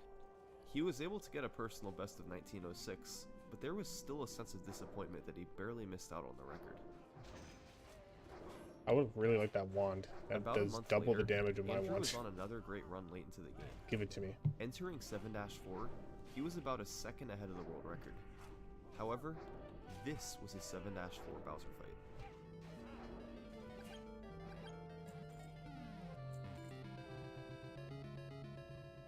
He fell behind, but thanks to a fast 8-4, he finished the run just 5 frames behind Darbian's world record. That's less than a tenth of a second. But Andrew G pushed onward. He had been trying for this record for months by now, and kept falling just short at the end. That emotional roller coaster can really be taxing on a person. Andrew certainly had the ability to get the record. All he could do was keep trying and wait for it all to align. And in June 2017, armed with his penguin hat, he got on a really fast pace. He gained 2 frame rules in World 1, once again from better power-up grabs, and picked up another frame rule from a fast 2-4 Bowser kill. He was now over a second ahead of the world record.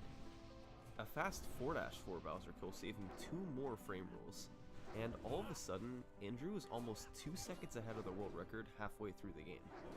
He lost the 6-3 frame rule again, as expected, but he was still maintaining a really fast pace. Entering World 8, he was 1.4 seconds ahead. Of course, it didn't really matter how far ahead he was. His goal was to get the world record one way or another. World 8 was clean, as he used There's no long term for Classic. What do you mean? Piranha Plants and Hammer Bros out of the way. Yeah, there is. But in 8-4, he had committed to going There's for the more length of the difficult expansion. one-frame wall jump. That's pretty long term. It would save him a third of a second over the record if he got And they it, could do more stuff but after missing Classic, it would cost him big time. which is He even was longer gonna go term. for broke.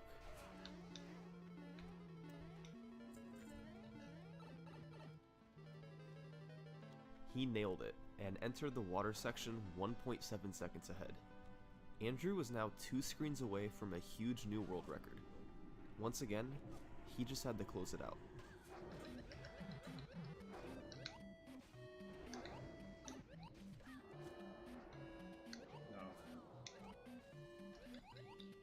No.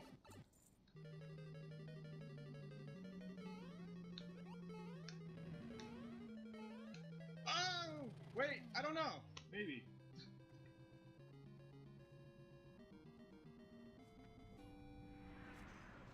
After he hit the axe in 8-4, Like if they're gonna do Andrew WoW kinda Classic, just sat right? there and Why thought would they about just what make just the same happened. mistakes that they He made thought on he had lost retail? the record Why would they yet just again. redo the mistakes? You All know? his Why efforts wouldn't they in this just? run seemed to have fallen just short at the last second. Why would they just make it But as better? Andrew kept repeating how he thought he was too slow, I don't think I got it.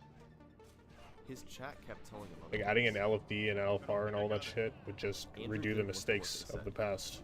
Maybe he was in disbelief. They could just Or make maybe LFD he better, genuinely didn't know what he had just done. Even after which is the what I would slow water prefer. section, They're choosing to do even the after getting hit, just don't Andrew had change still the way it gotten is the right world now record by nearly strategy. half a second. Years Which after is, his world records had been surpassed, hmm. Andrew G was back on top.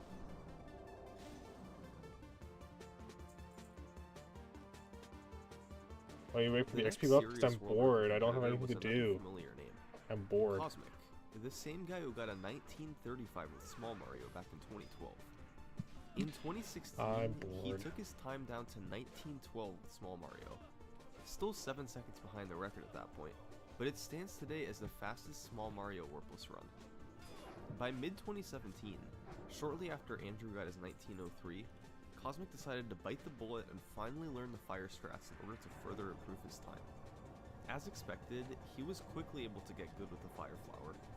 He took his personal best down to a 1905 after a bit over a month of grinding, before he decided to take his run to the next level and try for the world record once again. It had been over 5 years since he last held it. You know, I remember telling In myself January at the end of Wrath, 2018, Cosmic was doing a session of I world remember record I attempts. thought this to His myself. splits were comparing against his 1905 I remember personal somebody best, mentioning but he private ultimately servers did want to beat Andrew's at the end of Wrath 1903. Lich King, and I was He like, matched Andrew's splits through the first 3 worlds. who the fuck would want to until play a Wrath 4-4, private server? where he lost the frame I rate to remember telling Andrew's myself fast that Bowser kill. when I was 15 years So old. he was 0.35 seconds behind the record until And here we are.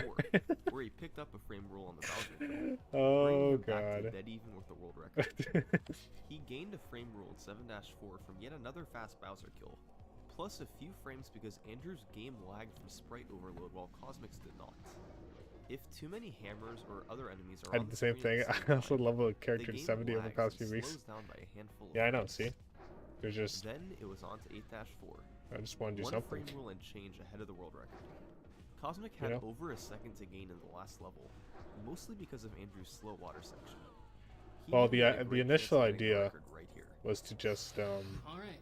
be a little bit ahead of the Even if I curve, take because I don't want to damage, start it's gonna leveling at be level better. 1 I once just the have to XP hit buff wall happens, and not because really the zones are going to be packed with people, and there's going to be like spawn camping and shit. I don't want to deal with that. So I thought I'd just level a little bit, so that I'm ahead of the curve, you know? Yes. But That's then, record.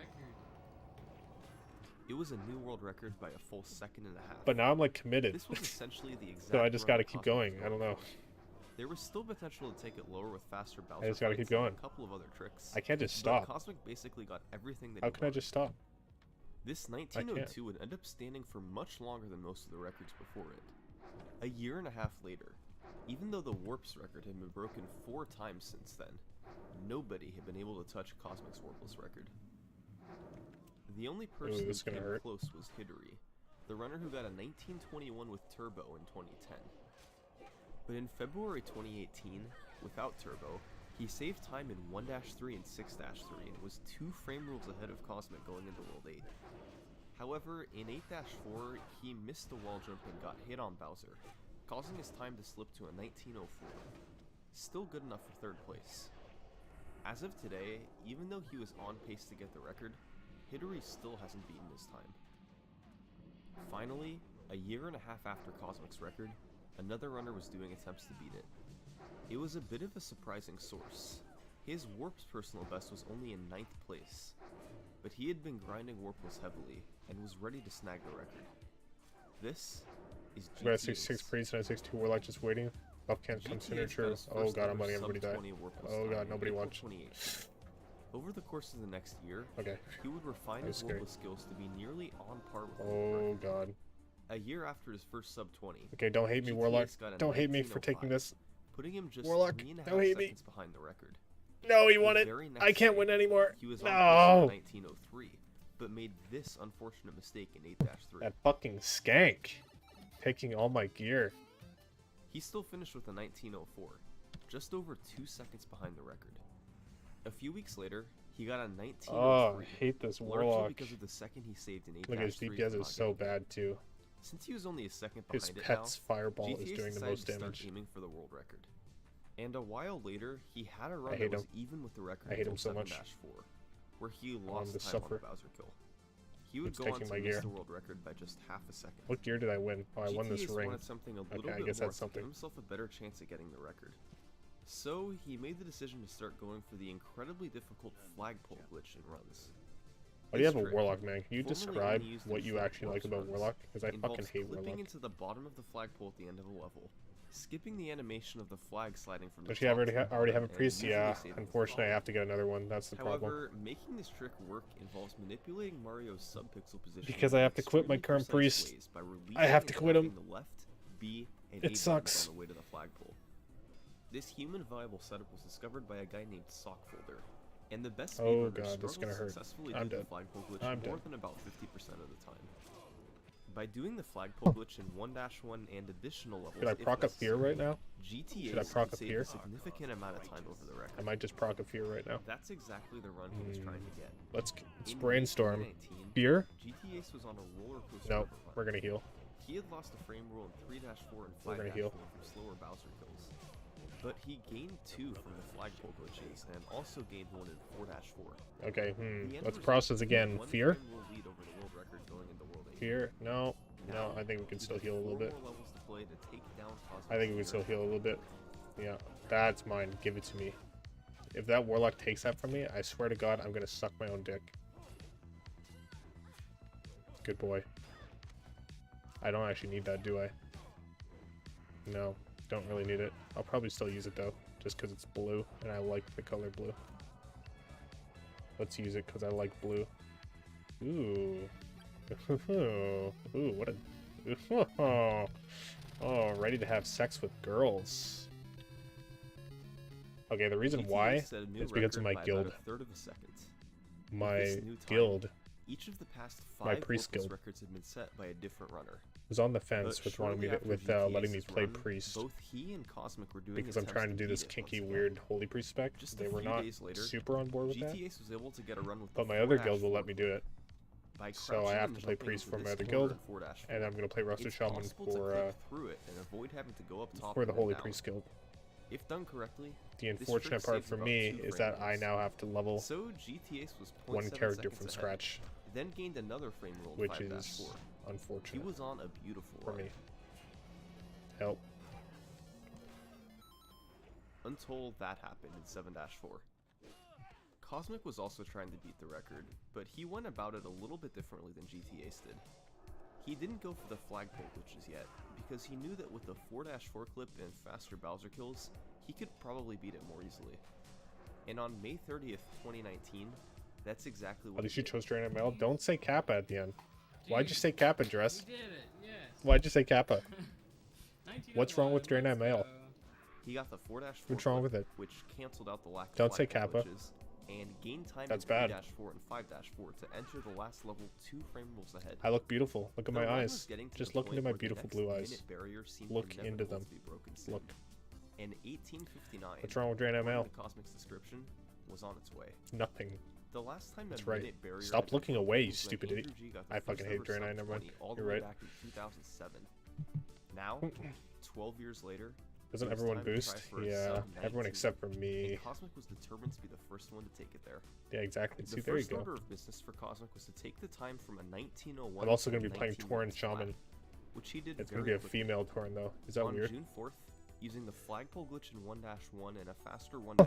I think female Taurens Cosmic look entered the so last fucking room on cool. pace for 19 flat. I think they look so fucking cool. Yes, dude. Yes. Yes, dude. Yes. So, now we had to take the last second off of the run.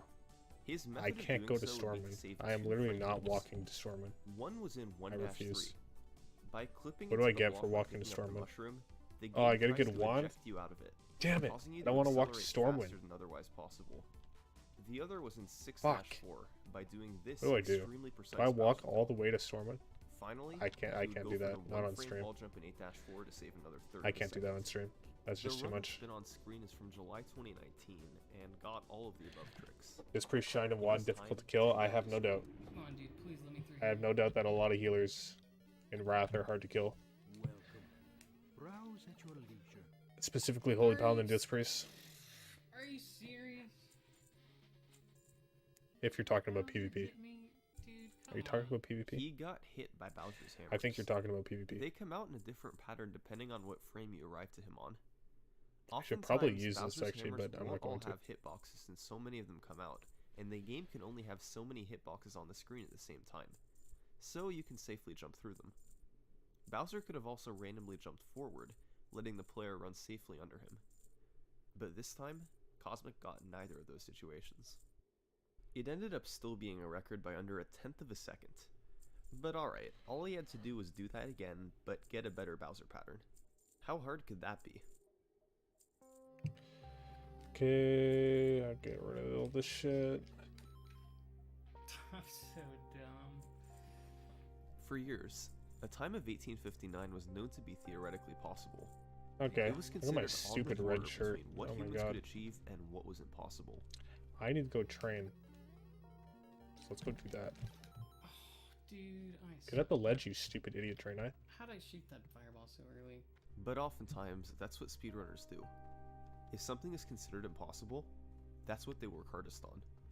They change perspectives of what's possible. Do they know? Gosh dang it, dude. Oh, I hit gosh the darn other it. two times. Gosh darn it. Looking back on this category's history is very unique.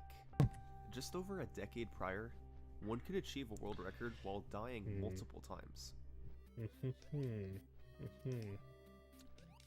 What do I need here? I need this. I Dude, need that for sure. What the heck happened? I blew it. What the gosh diddly darn I can't happened? believe it. Okay, I need to stop watching before I fall Now, down the rabbit for hole of playing WoW Cosmic in again. 2019, Why would you fall down the rabbit hole? essentially You're any literally mistake would watching go me wrong. level. he had to control Mario with You're watching me do precision the most for boring just under content in 19 WoW. minutes. This should make you not want to play this game. Okay, I just actually suck, so Alright, see you, Martis. we can just forget that run happened. Let's just move on. Players used to play this category to get away from the Warps category, because unlike that one, Warpless had a margin of error. Now, that margin of error has been taken away. Please be good. Please don't be the bad frame again. Oh my gosh. Dude, are you kidding me? How do I hit that again? If I were to go This guy sounds like up such to a 4 wiener. frames slower.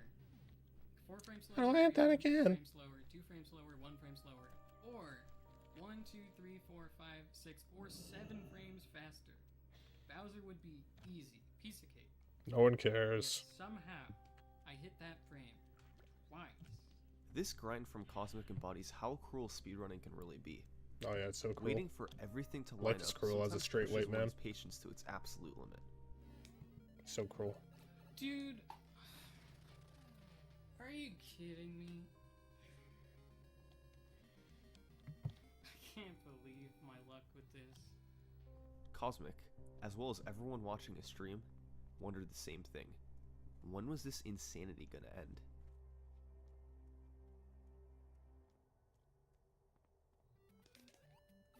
Maybe, if it let us pass, we might get it.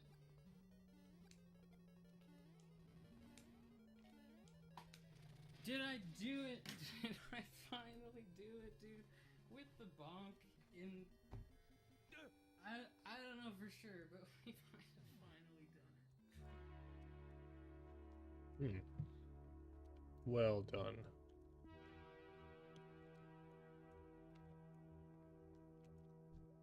The Naru have not forgotten us. Remember the lessons of the past.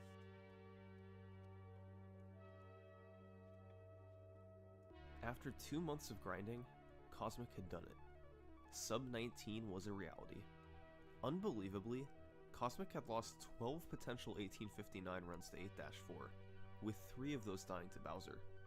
Many people wouldn't have been able to keep going, but Cosmic never let it stop him, and he kept doing runs until it happened. Beer ward, fuck that. There's still quite a bit of potential to take the run lower. Shackle Cosmic has and already dead. started No, thank grinding you. for 1858, which involves Actually, I getting should some probably just train crazy all this Bowser shit. kills in the extra 6-3 frame rule. 1857 and beyond is theoretically possible too, so the record is definitely far from its end. As much as has happened in the Chastised, last never 14 needs that. years, Super Mario Bros. Warpless still has a big history in front of it. What I get? Let's see who takes it there. Holy fire. Thanks for watching. Holy fire. Let's watch this. He's 14 times from either TKOing or... This is probably the best summoning salt video. In This the one. early 2000s, one of the largest speedrunning communities out there was for the classic NES game Mike Tyson's Punch-Out!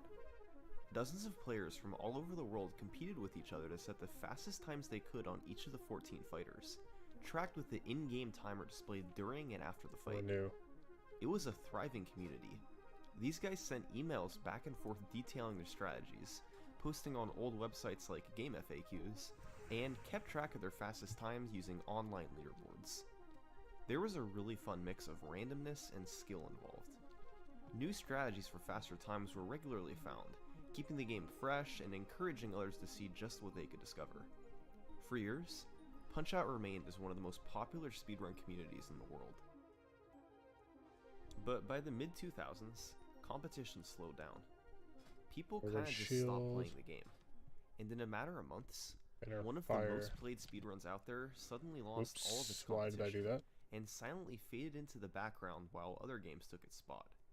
By 2008, just about nobody was playing the game anymore. But then, in 2010, Oh, whoops. a player known as Sinister1 became the first player to speedrun the game in years. Oh, fuck. What he found was a deserted community. The game FAQs pages with strategy discussion had been deleted, emails sent back and forth had long been forgotten, and pretty much all that remained was a website called Red Tom's Punch-Out!, with a leaderboard that showed what the world record was for each of the 14 fights. Sinister1 was shocked by what he saw here. All 14 records were held by the same guy, a person named Matt Turk. None of them had any videos for proof, and it was hard to even find evidence on how Turk did each of these fights. After finding Matt Turk's email address and talking with him a bit, Sinister realized a couple of things. First, all signs pointed to every single one of these records being legitimate. And second, Matt Turk's skill level was way beyond any other player in the world, and there was pretty much no hope in anybody else beating some of them. At least, that's what he thought.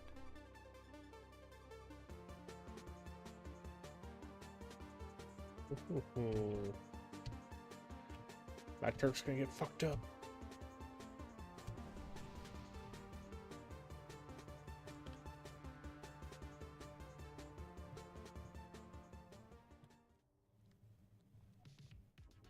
These are the 14 world record times that Matt Turk had achieved by the time Sinister rediscovered the leaderboard. They didn't have video proof to go with them, but especially given when they were performed, that doesn't mean it didn't happen. Hardly anybody was uploading speedruns to the internet in the early 2000s. Turk did, however, write down some of I his didn't get the strategies in fucking fight detail path. on Red Tom's Punch-Out! Site, I'm stupid. explaining how he achieved many of his times and how others could do the same. He played the game for a decade and came up with so much. In my opinion, it's very likely that he performed all of his times legitimately. But to understand how good they were, we'll have to first understand the basics of the game. Punch-Out mainly involves dodging out of the way of your opponent's punches and hitting them with your own punches courtesy of the fists of Little Mac. Punching your opponent lowers their health bar and can eventually lead to a knockdown. 3 knockdowns in one round is a TKO, which will end the fight. It's also possible to KO some fighters, where they don't get up after Mario the referee counts to 10 and the fight ends. So, Turk achieved these 14 times from either TKOing or KOing each fighter. We'll break down how he did them later, but for Sinister One to beat or tie most of them seemed out of the question. Thankfully though, 2 of them were world record freebies that anybody watching could match with a little bit of practice. Glass Joe and Don Flamenco.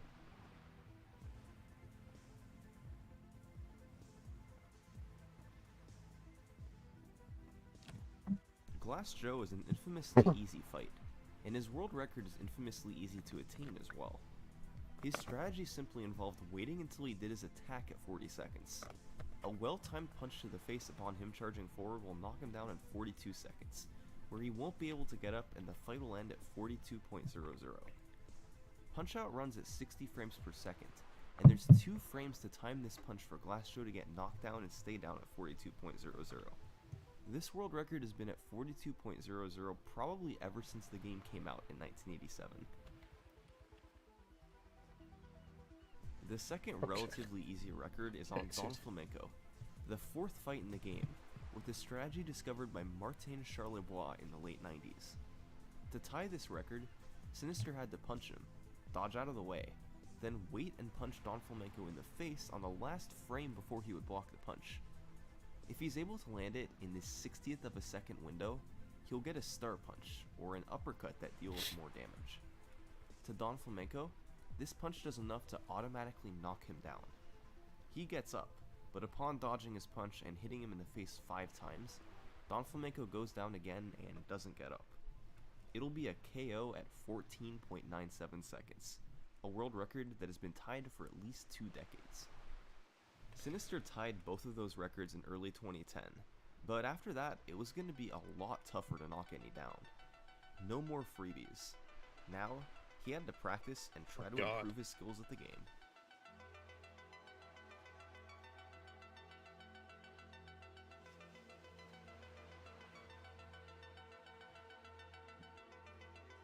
Throughout 2010, Sinister One got a lot better at the game and lowered each of his 14 times down, but they still remained comfortably behind Turk's times.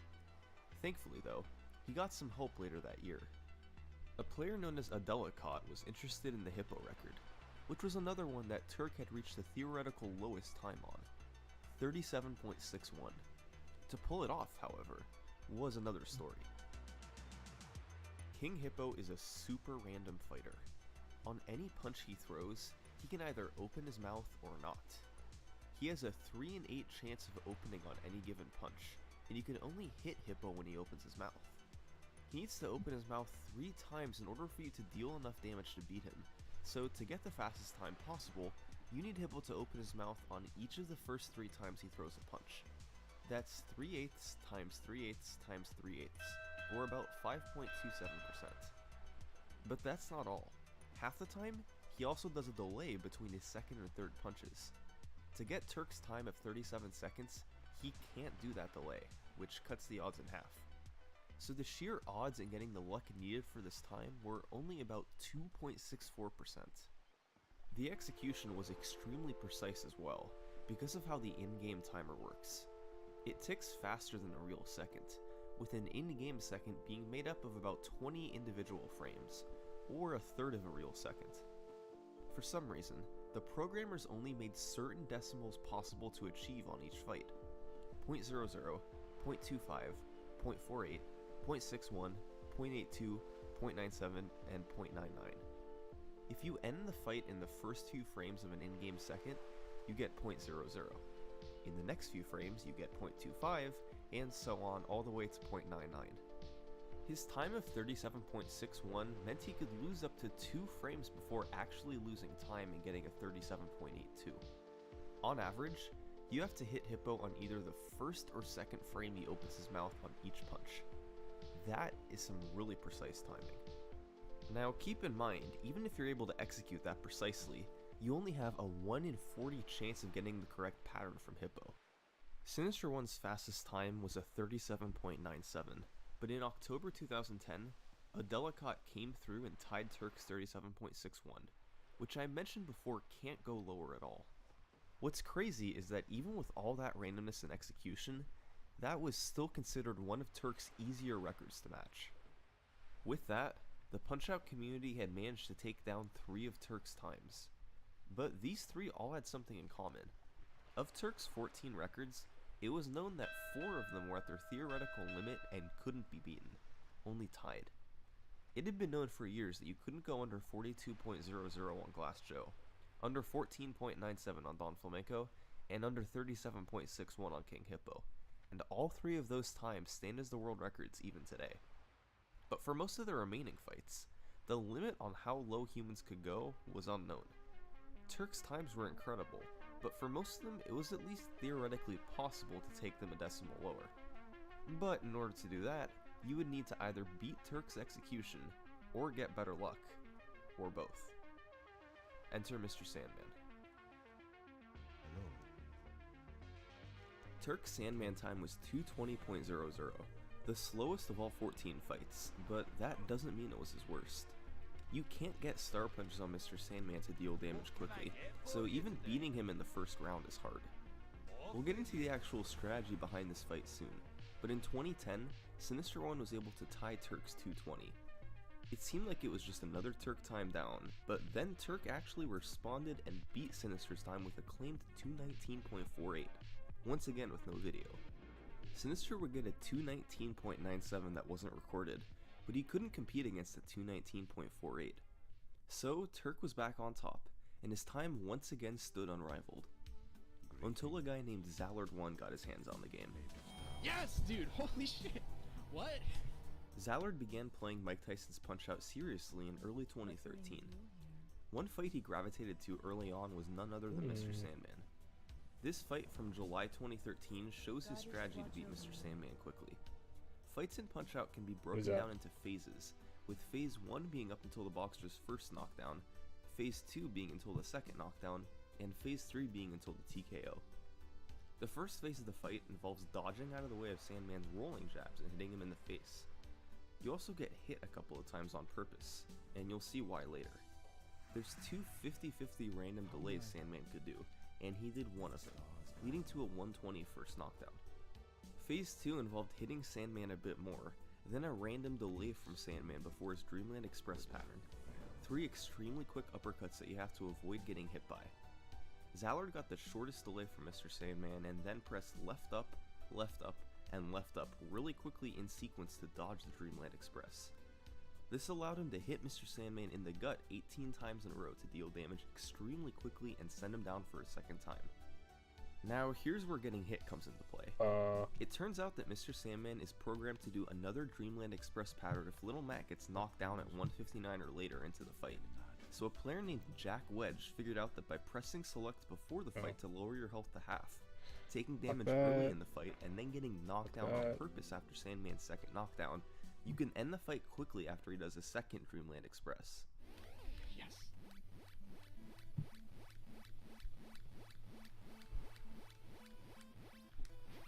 Fuck yes, dude! Oh my god! Holy shit! Fuck. How are you? What the fuck? Oh my god!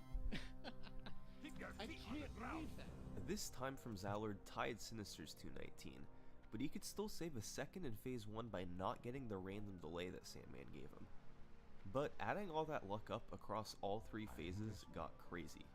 He needed neither of Sandman's Phase 1 delays, the shortest delay for the first Dreamland Express, then a good health refill from Mr. Sandman for Phase 3, and the short delay for his last Dreamland Express. That put the odds at 2.34%. Maybe I'll but skip even that. once Zallard got all of that luck, he also needed to just not mess up.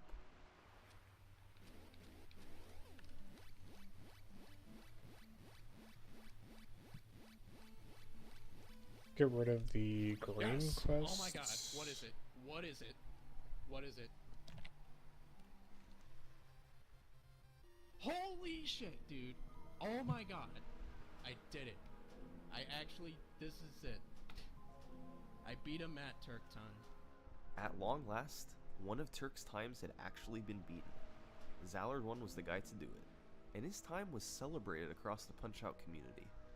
It broke new ground, and made Turk seem not invincible for the first time since Sinister came onto the scene in 2010. It had taken 3 years for anybody to officially beat any of Turk's records. 4 times down, but Turk still had 10 records all to himself. One of Turk's finest times was his Piston Honda 2 record, 50.97. This time was remarkably close to the tool-assisted record for Honda 2, which was 50.25 seconds.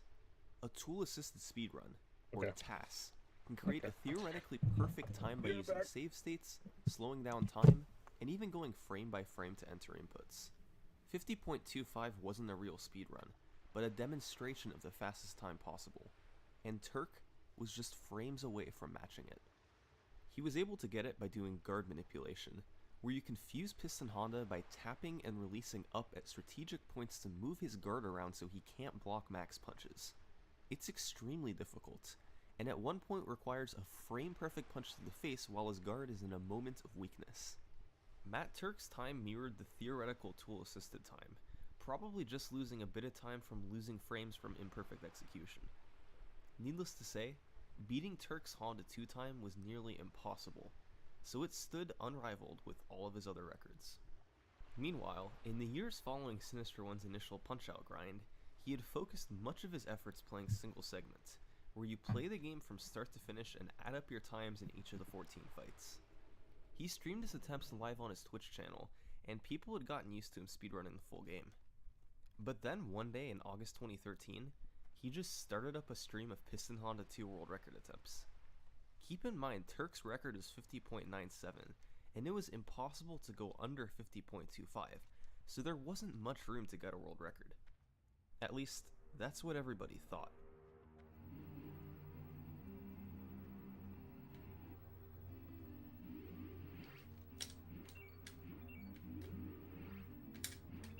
That's it. That's it. That's it. I just beat the fucking Taz. Oh my god, I'm holding start so hard right now. I'm holding start more than I've ever held it in my life. Yes! Fuck yes! Fuck yes! Fuck yes! I just beat the Taz. I just beat the motherfucking Taz. Oh my god. It's gonna be a low 48. 48 flat. Oh my god, dude. Oh my god. Oh, bad boy. This is real. He had just beaten the theoretically perfect tool-assisted speedrun by more than 2 seconds. Sinister had just pulled off a fight with his own 2 hands faster than anybody had been able to even theoretically figure out with an emulator. What had just happened? Well, unknown to everyone watching his stream, a few days prior, someone had figured out how to beat that theoretical Piston Honda 2 record. His name was McHazard, and after discovering it, he privately messaged Sinister 1 to tell him about his findings. The main issue with the old tool-assisted time was here in Phase 2, where he had to wait a long time before throwing a star punch. Honda normally starts dodging any star punches you throw at him after the third one, but if you wait to throw it until he's doing his appropriately named eyebrow pattern, it'll land and deal damage. So, the tool-assisted record had to stand still and wait until the eyebrow pattern began. McHazard figured out a way around that. He discovered that Piston Honda 2 has a bizarre mechanic that few other fighters in the game have: max damage uppercuts. When Honda's guard is down, you can press up and start to throw a star punch uppercut, then let go of up when Honda brings his gloves up. For whatever reason, if performed correctly, then not only can Honda not dodge this punch, but it also deals more damage than a normal star punch. So, Sinister simply implemented this max damage star punch when he would normally be waiting for the eyebrow pattern in Phase 2, and sent him down about 5 seconds faster than normal. Over the following months, McHazard would broaden his search for faster strategies to all 14 fights, and ultimately made a new, faster tool-assisted speedrun of the entire game. It featured improvements to 8 of the 14 fights, meaning 8 fights now had new theoretical load times that humans could try to get closer to. For the past few years, plan with your new priest? the only times of Turk that To have been become a toppled god? were ones that were already theoretically To become the perfect, best priest that or ever ones lived? that were more obviously imperfect, like Mr. Sand. Achieve greatness? But with this new tool-assisted speedrun, the horizon expanded so much. Have the entire Mikazar world had worship me? completely changed the playing field. You know, It pretty was time standard. to see what else these players could do. Pretty standard goals.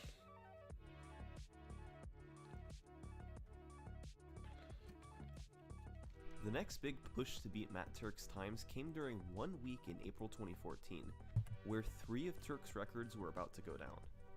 It's here we see just how important What about you? Mikazar's What's your task goal was going to be. with your priest? Coincidentally though, the first What's one your had goal? nothing to do with his tasks. I mentioned before there was a 4th record Turk had set that was at its theoretical limit. That fight was Great Tiger, with his time of 47.48. Remember how Don Flamenco has that frame-perfect punch to get a star?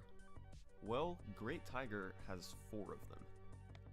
After punching Tiger in the face, you dodge out of the way of his jab, then wait until the last frame before he would block and punch him in the face. If you hit the perfect frame, then you get a star punch, before having to repeat this process 3 more times in the first phase. Thankfully, phases 2 and 3 are free. Great Tiger gets up on a 1 count twice, which means a single star punch from Little Mac will send him down automatically.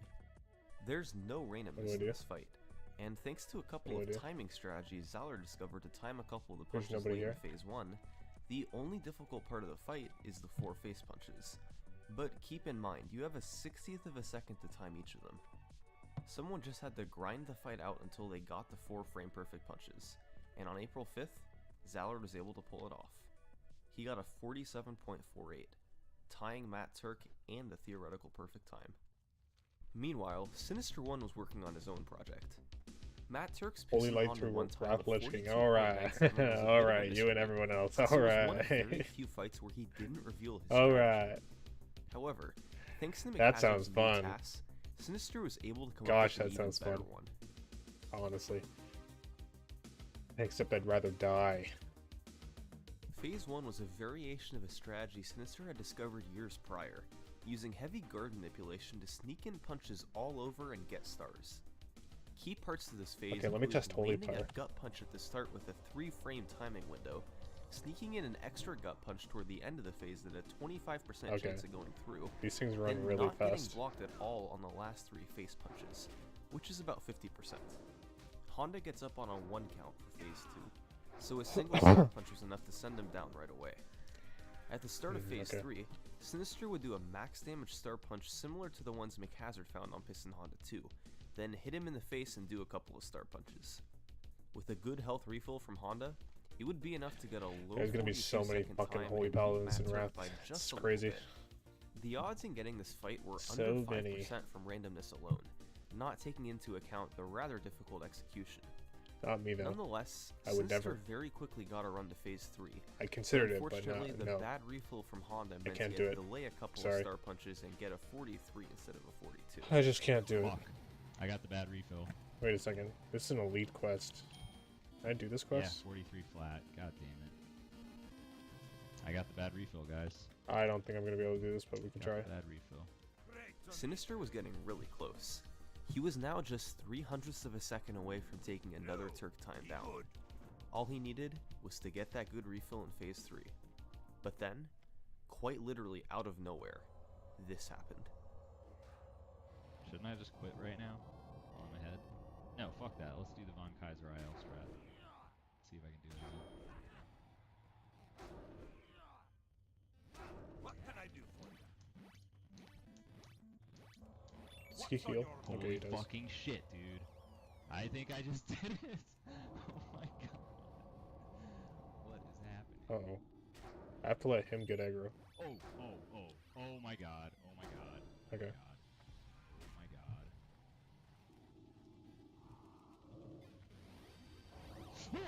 Oh my god. Oh my fucking god. Oh my god. Oh my god. Immune. Oh my god. Oh my god. Oh my god. Oh my god. Oh my fucking god, dude. Oh my god. Why does this nerd keep saying, oh my god?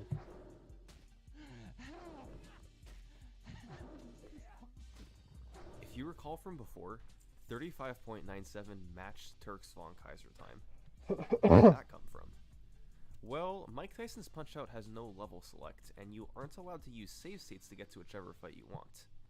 There is a password system, but passwords only exist for a handful of the 14 fights. So the fastest way to get to Piston Honda was to start a new game and beat both Glass Joe and Von Kaiser before getting your one shot at Piston Honda. If it didn't work, you'd have to lose intentionally and then beat Von Kaiser again just to get another shot. That's bullshit. It doesn't help. Randomly decided to go for this newly discovered Phase 1 strategy that McHazard had found, and it happened to pay off. It involved precisely tapping up at certain moments to manipulate Von Kaiser's guard up so that all of the punches went through. He also had to get a random 50-50 star in Phase 2, and very precisely duck under a punch in Phase 1 and Phase 3 by double tapping down. He also had to time the first punch of Phase 2 on the first frame possible. In order to get a 35.97, he had to lose no more than a handful of frames across all of those locations. What can I do? And on literally his first attempt after getting the Phase 1 strat to work, he got all of that. It was incredible. And a couple of days after that, Sinister was able to get his good refill on Honda 1. This is it. This is it. This is it. This is it. Rip, Turk, you are done. I got the 42. Fuck yeah. 0.2 baby. Hell yeah. Hell yeah. Get hype. And with that, over the course of 4 days, thanks to the combined efforts of Sinister, Zallard, and McHazard, 3 of Turk's times went down. Good. But of course, Matt Turk still held 6 untied records, and the more they played, the more these 6 times seemed ridiculously impressive. Keep in mind that some of the game's top players have been trying for 4 years now, and they were only able to match or beat about half of them. Let's take a look at Turk's Don Flamenco 2 time, 123.97. This one was a bit of a unique case. Skill-wise, see, the way Don 2 works is whenever he's about to throw a punch, you can hit him while he's winding up either in the gut or in the face. On the first punch you throw, and every 7th punch after that, you'll get a guaranteed star. On every punch between, as long as you're holding a star, you have a 1 in 16 chance in getting another star. And believe me, that is horrible from a speedrunning perspective. For example, you can theoretically get 3 random stars in a row on Dawn 2, which would be great, but your odds in that are 1 in 4,096. His health refill in Phase 2 is also random.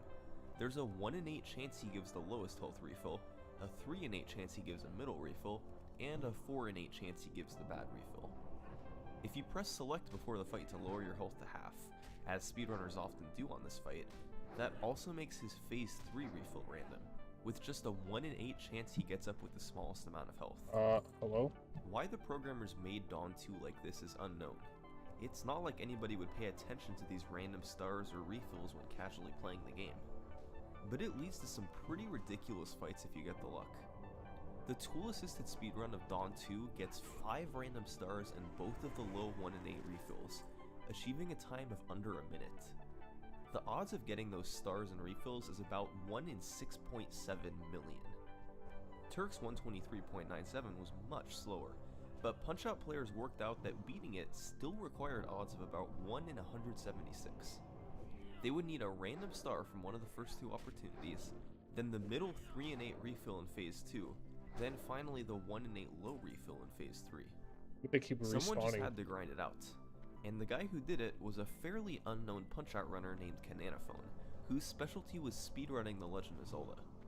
But he had also done some work in Punch-Out, and for some reason he gravitated toward fighting Dawn 2.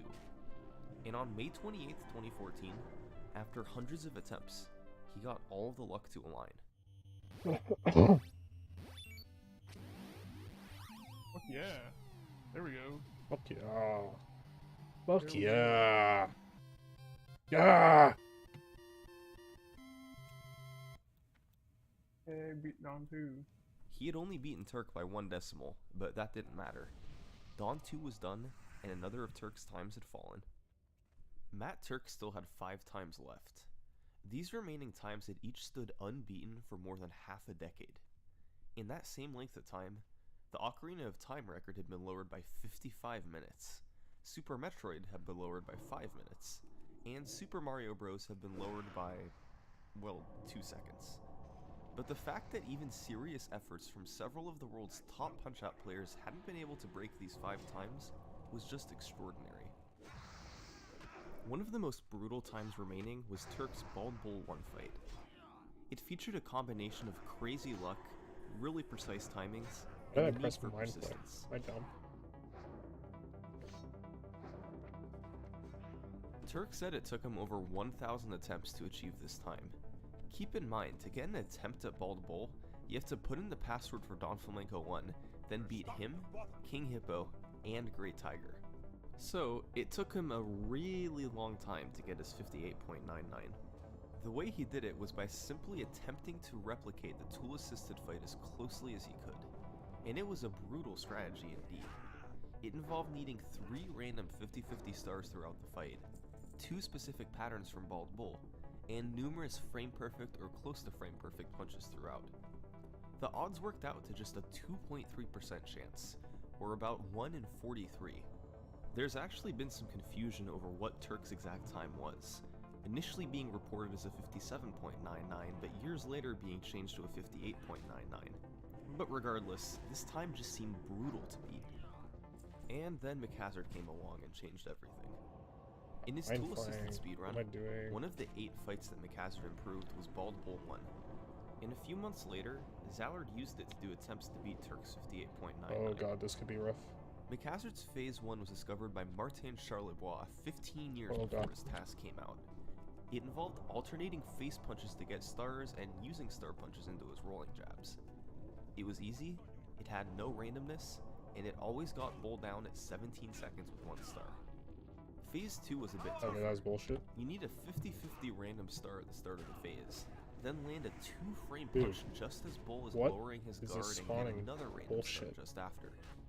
You then need a 25% pattern where Bull throws more rolling jabs and can send him down with 3 stars. Oh, don't reset. Fuck. For Phase 3, Zallard used a slightly safer version of McHazard's fight. I can't believe this shit. You need the 75% pattern without rolling jabs, then depending on his pattern after, potentially need to land a frame-perfect star punch after his uppercut. That's a 1/60th of a second. I'm gonna drink here. Across all 3 phases, that works out to odds of about 1 in 21, about twice as good as Turk's fight, and the execution was a bit easier too. So, Zallard set out to improve Turk's time, and on June 22nd, 2014, he came through and got a 57.00, beating Turk by nearly a full second. Keep in mind though, McHazard's task time was 55.25, so although Turk was off of his task by about 0.15, Zallard was slower than his by almost 2 full seconds. That's how much McHazard's strat was able to help. For Bald Bull 2, it was once again McHazard to the rescue. Turk achieved his time of 121.82 by landing I gotta run all the way back there? random punches called bulldozers. When Bull's guard is down, if you hit him in the face but let go of up while the punch is going off, it's possible the punch will get through his guard and hit him for a star. Problem is, when I say possible, I mean it has a 1 in 16 chance of actually going through. It was possible to beat Matt Turk's time using 2 bulldozers and getting a specific pattern from Bull after, but the odds in it were over 1 in 1,000. So McHazard found a way around it. When Bull's guard is up, he found you can punch him in the gut and tap up while the punch is going off to potentially sneak the punch through his guard. It was called a misdirected gut punch, and you could do it whenever you'd normally do a bulldozer. And rather than a 1 in 16 chance in going through, the misdirected gut punch had a 1 in 4 chance. So instead of odds of over 1 in 1,000 of beating Turk's time, the odds were only about 1 in 64. Because I can't play my priest, my current priest in Wrath, unfortunately. The execution wasn't too hard. So I have to make another one. 2 rolling jab counters at the start or of my the other hardest guild. part, and they each had a 3-frame window. That is July the reason. 5th, 2014, Sinister One took down Matt Turk's 11th world record. I have to level another character from scratch. I never thought I'd ever need to do that again. Yes! Yeah, but I do. Yes. 120.82. Thanks to McHazard, both of the Bald Bull records went down in the span of about 2 weeks. Matt Turk now only had 3 untied records to his name. Another escort quest? Soda Pop God and damn Sweet, it. Super Macho Man, and Mike Tyson. These 3 records You love leveling? I had feel like stood you the test don't of love time. leveling. feel like you're lying These to me three right now. records had Oh, stood great. through He's gonna thousands heal. of attempts from Nice. top players in the world. These three records stood head and Well, shoulders what do I do above here? each of the other 11 records Matt Turk had set. To see why, let's take a look at that Super Macho Man time, 48.82.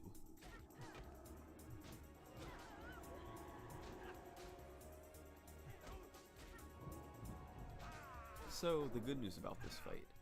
There's a password that you can put in that sends you straight there.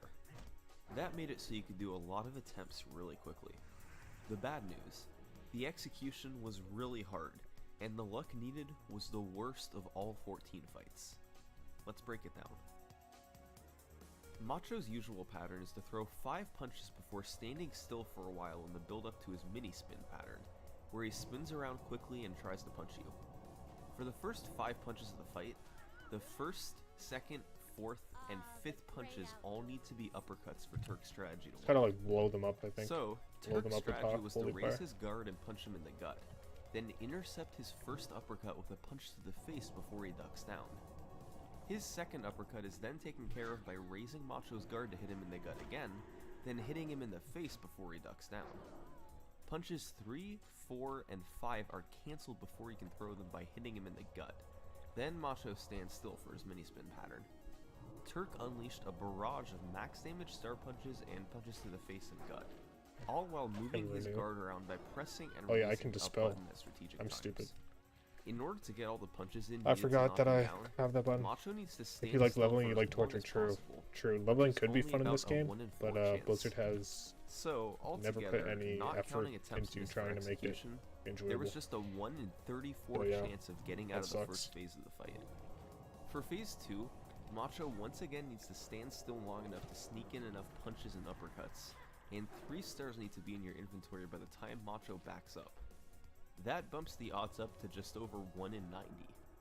The execution on sneaking each punch in also needs to be tight enough for the clock to not roll over to 37 seconds before beginning a spin pattern. And to give you an idea of how hard that You know, one thing they execution could is, just do to make the these leveling are the not inputs torture that need is to be just to done make to it sneak so in you all don't have that hits. horrible feeling Macho's inside of your guard is in stomach transition, that so you will begin the never phase by get to pressing max up level. and B to throw a face punch, but must release Just up make it while fast the enough so punch that is you being don't have thrown, that horrible Macho feeling doesn't inside your raise his stomach. guard to block You it. could just leave everything Then, else the same. The uppercut is done by pressing up and start, but releasing up right after Macho brings his guard Just make it so up it's not it like does max incredibly damage. long and tedious. Then, a technique Turk invented called the Dizzy Destroyer is performed. You tap up, then immediately release That's it all I for a ask. gut punch, then press up and B to throw a face punch, but let go of up while the punch is going off so Macho lowers his guard and the punch can hit his face. Finally, one more gut punch is snuck in by tapping up to bring Macho's guard up, then pressing B to throw the gut. That's a lot of inputs, and it's all performed right here at the start of phase 2. What's my Hearthstone at? Why is it keep... I'm stupid, I forgot to set my... Then, my thing. Macho backs up to go into his spin pattern. Okay, we're In going this Macho's way. spin pattern, he spins around between 3 and 8 times before stopping for you to land your star punch. The clock stays frozen this whole time, but in order to throw your star punch fast enough, you need to know when he stops instead of doing another dodge. The 2 ways to do this were, 1, to listen for the last spin punch. Just hit which max is level at the slightly beginning of the higher game. See, I don't pitched than agree all with the that. rest. I don't agree with that.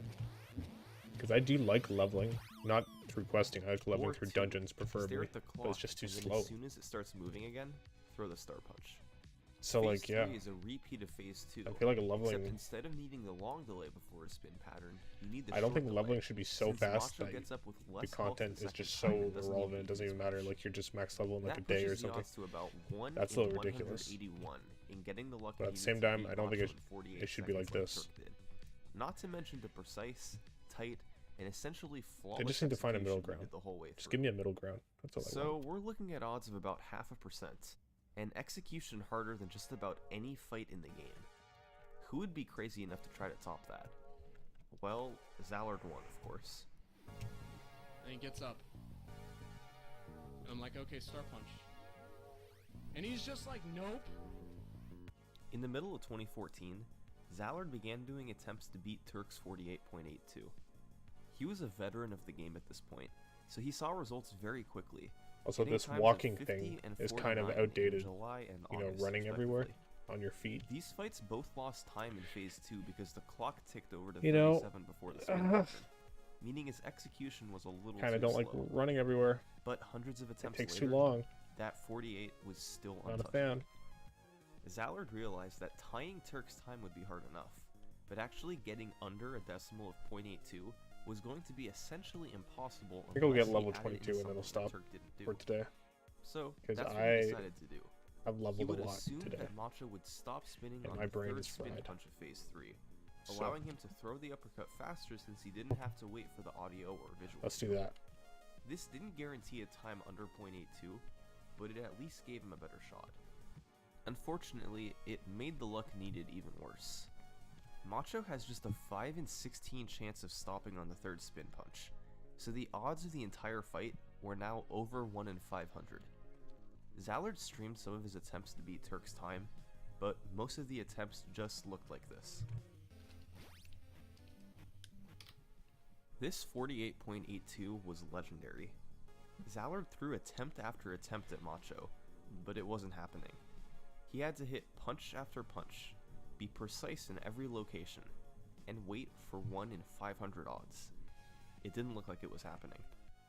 And then, Zallard got this attempt. Have you ever been past bean stage one. clubbing? Bean clubbing. Oh. Okay. Oh my god. I went to a club 25 with a star? That's one fucking time. Crazy. And the music was very, very loud. And I did not enjoy myself. And the dancing was weird. Okay. And I don't know how to dance. Because I got that 25 that saved it. So I was like, and everybody was with groups of people. It was kind of weird. And I was the only one there that was like by myself. Yes! Holy shit! So I don't think clubbing is the way. I don't think clubbing is a strat. Like ever. As he sat there waiting for I just the don't time, think it's a strat. he was praying that it was fast enough to tie Turk's .82. But he knew there was a slim chance he had gone even faster and gotten a .61. All he could do now was wait for the fade out and see the blue screen. Holy shit! Oh my god. It's I'd rather there just be a venue where you can like where people go and you have to be like single. You know, you can't be there with your friends. You just have to be like solo. 48.48. Turk's then time wasn't tied. Everyone just it wasn't edged talks out. to each other. It was thoroughly beaten by Zallard. That's what I need. I need a 1 place in like that. 500 odds were defied, and Where Matt are Turk places now like only that? had 2 untied records to his name. This 213 on Mike Tyson Don't was, say bars. by a That's long just not shot, true. the hardest fight to pull off out of all 14. On Don Flamenco 1, Turk hit a frame-perfect punch. On Great Tiger, Turk had to land 4 frame-perfect I'm abroad on vacation. I punches. have to pretend to enjoy it. To get his 213 You know, like traveling. Tyson, I have never traveled Turk in my had to entire life, land 20 so I can't relate. frame-perfect punches. Tyson's pattern is to throw uppercuts for the first minute and a half of the fight. You can hit him twice after each one. The first one deals 5 damage as long as it's from the same side of the screen that Tyson threw from, and the second one normally deals 1 damage no matter what. However, if you delay this second punch to the last frame before he would block it, it deals 5 damage instead of 1. That's a frame-perfect punch. You have a 60th of a second to time it. And for the first phase of the fight, literally all you're doing is landing Okay, this a guy fucked frame-perfect me up. punch What the after a fuck? frame-perfect punch. How am I gonna kill these things? They just pwned me. What if I kill the imp first? Tyson begins the fight with 96 health. Since he could deal 10 damage on each punch Tyson throws, that means Tyson must throw 10 punches for you to be able to send him down the first time, and you need to be frame perfect on 9 of them to get an optimal first knockdown. Even if you hit the 9 that's what I was frame-perfect thinking as well. punches, though, Tyson's pattern largely determines what time you get. I've always You can wondered randomly why people delay for want an in-game second to between travel. certain punches, or But potentially I feel like even I'm do a crazy because long everyone delay else seems to called the love 8-second traveling. delay, which immediately I'm kills like, an but attempt. why? In Turk's 213, But you see, he the got only a reason I pattern go from outside Tyson is where because he girls flat are out outside. didn't delay If girls ever. were not outside, I would not go A outside. pattern So that that might was be only why. about 3.5% Maybe people go likely outside and led to a for first reasons other knockdown than time of girls 54 existing. seconds. Do they? For the second phase, he gets up with 56 health.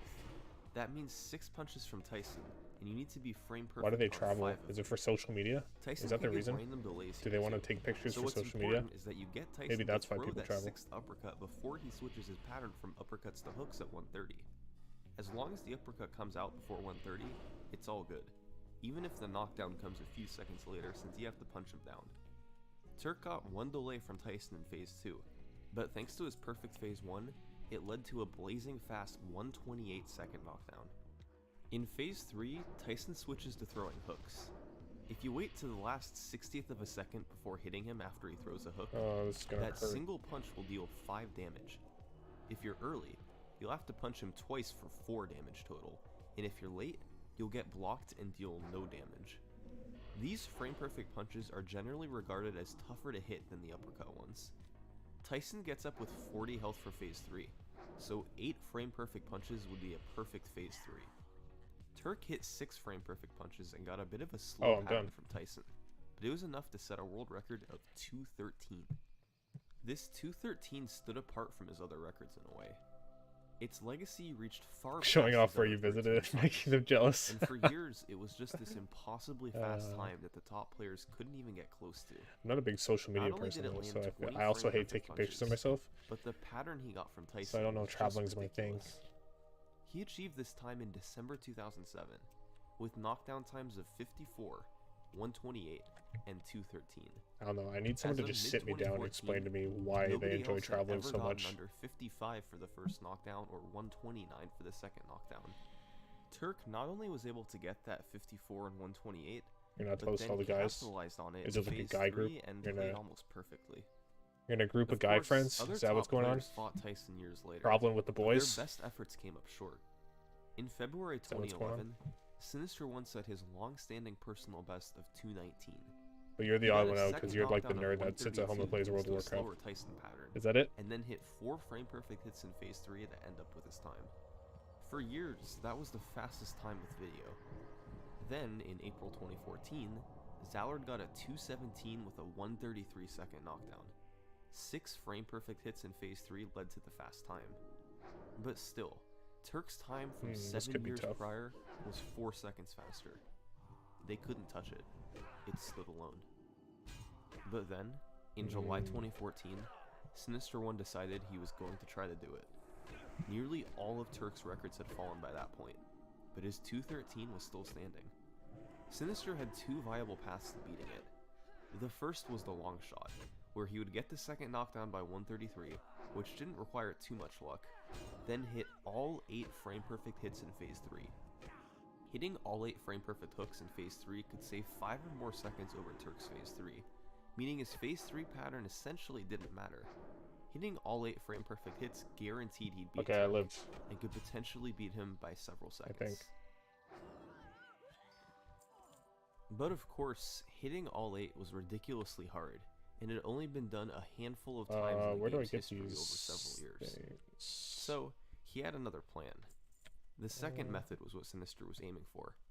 Getting a first knockdown because I don't know that you play well, and I don't look like a nerd running enough. A lot of the guys are nerdy. It's weird when people, but some people make it work, I guess. Okay. He essentially just had to match Turk's execution, then get better luck at the end of the fight.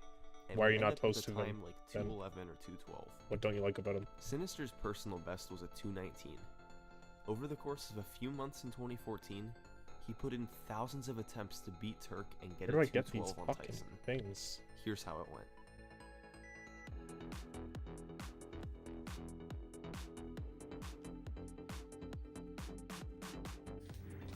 Whoa, I don't know where they are.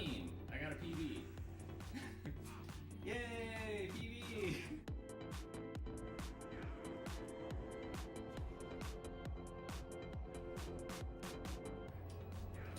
Wow, 216, dude. Holy shit.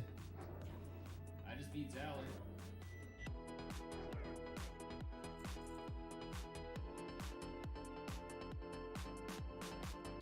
Oh my god, dude. Oh my god, that was almost a 54. Yes! Yes, dude.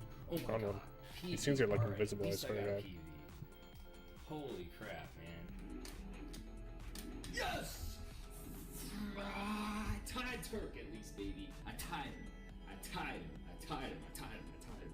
Sinister had tied Turk's legendary 213, but he wasn't satisfied. He didn't want to match Turk. He wanted to beat him. It was 212 or bust. Oh, this guy's taking all my fucking shit. Don't you dare buff me. Fuck you.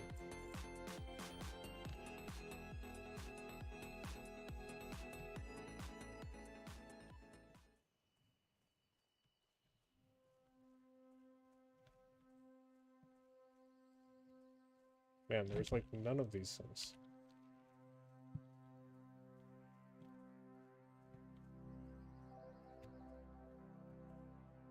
On September 6th, 2014, the Punch-Out community woke up to this. True, I hate A small talk. 210, not a 212. So achieved how about by that Zallard, weather? Not Sinister. While Fucking all eyes shut were on Sinister, fuck up. Zallard had quietly been doing attempts in the Can background. you fucking talk to me about the His weather? personal best Don't was a ask me how my 260, fucking day is, 3 as seconds if you behind care. Sinister. But on God one damn it. magical attempt, he dropped it by 6 seconds after landing all 8 frame-perfect hits off of a 132. It was the first time Zallard had ever hit all 8 in Phase 3. The 213 was done. Zallard was the new Tyson champion, and Turk only had one untied record to his name. Soda Popinski in 46.4. Now whenever people try to What was it small about this talk me, fight that made it stand so long? I just like, Why did it outlast Dawn 2? I with just his act absurd toxic. random stars? Why How's your did day? it Shut the fuck outlast up. Macho with the 1 in 500 pattern for the 48? Why did it outlast the 20 frame perfect punches? How about that weather? Yeah. The answer was actually pretty Fuck, simple. I love weather, honestly. Nobody had any idea how Turk Holy did it. fuck. Yeah, Weather while is just Sinister awesome. and Zallard were spending months trying to beat each of Turk's 14 records. This one It's always very just stood weathery in the outside background. today, isn't it? He was like a bad I don't itch know, I that just he fucking couldn't troll. scratch. Whenever anybody For asks all me the small other talk 13 questions. records, they at least had a path to beating them. They knew what he did, and they knew how they could improve over it. I should go like visit my For family Soda Popinski, again. I haven't seen them in they like, had no idea. And since there was no like video 10 to years. go with it, they actually So whenever they thought ask me it small could talk be questions, I'll Obi's just time. troll the living shit out of them. Let's look at the fight itself. Beating Soda fast takes advantage of a bizarre glitch-like mechanic. When Soda throws an uppercut, if you press down to block or duck, Soda freezes in place. You're free to hit him in the gut when he does, and the star you get from that punch will automatically Holy shit, that knock him resist down triggers no me. matter what. So you just do that once in each phase to beat him very quickly. Soda is also very random. He always starts each phase with 2 hooks, but then he only has a 75% chance of doing the uppercut pattern you need to beat him quickly. He can also randomly delay before the uppercut, with only a 25% chance he does the shortest delay. So you'd counter each of Soda's first 2 hooks, then duck and hope Soda does the fastest uppercut, freeze him in place to get the star, then cancel his next uppercut and use the star to send him down. Where And is if you the did thing? that in each phase, Where is the thing? your time would be 49 seconds. 3 seconds behind Turk. I You fucking hate couldn't this cancel quest. his hooks any faster. You couldn't force a faster pattern. Oh, I hate a this 46 quest. was just too fast. And so, long after each of Turk's other 13 records Yeah, were it's been a beaten, while. this one stood, and stood, and stood. Oh, found one. And then, McCaffrey Oh, came thank to the God. rescue. I hate quests like this. By early 2015, where you can just never find the Zallard fucking was item. very interested in finally taking Turk's last time down, so he asked McHazard for some help in figuring out how. McHazard pointed out that there were aspects of the tool-assisted speedrun for Soda that could probably be utilized in a real-time run. Namely, getting the frozen punch for a star quicker. The old process was holding down, then waiting for his uppercut, then having him freeze and punch him in the gut. With McHazard's method, you could press down, then assume he does the shortest delay and press B to gut punch, then press down while the punch is going off to freeze him in place.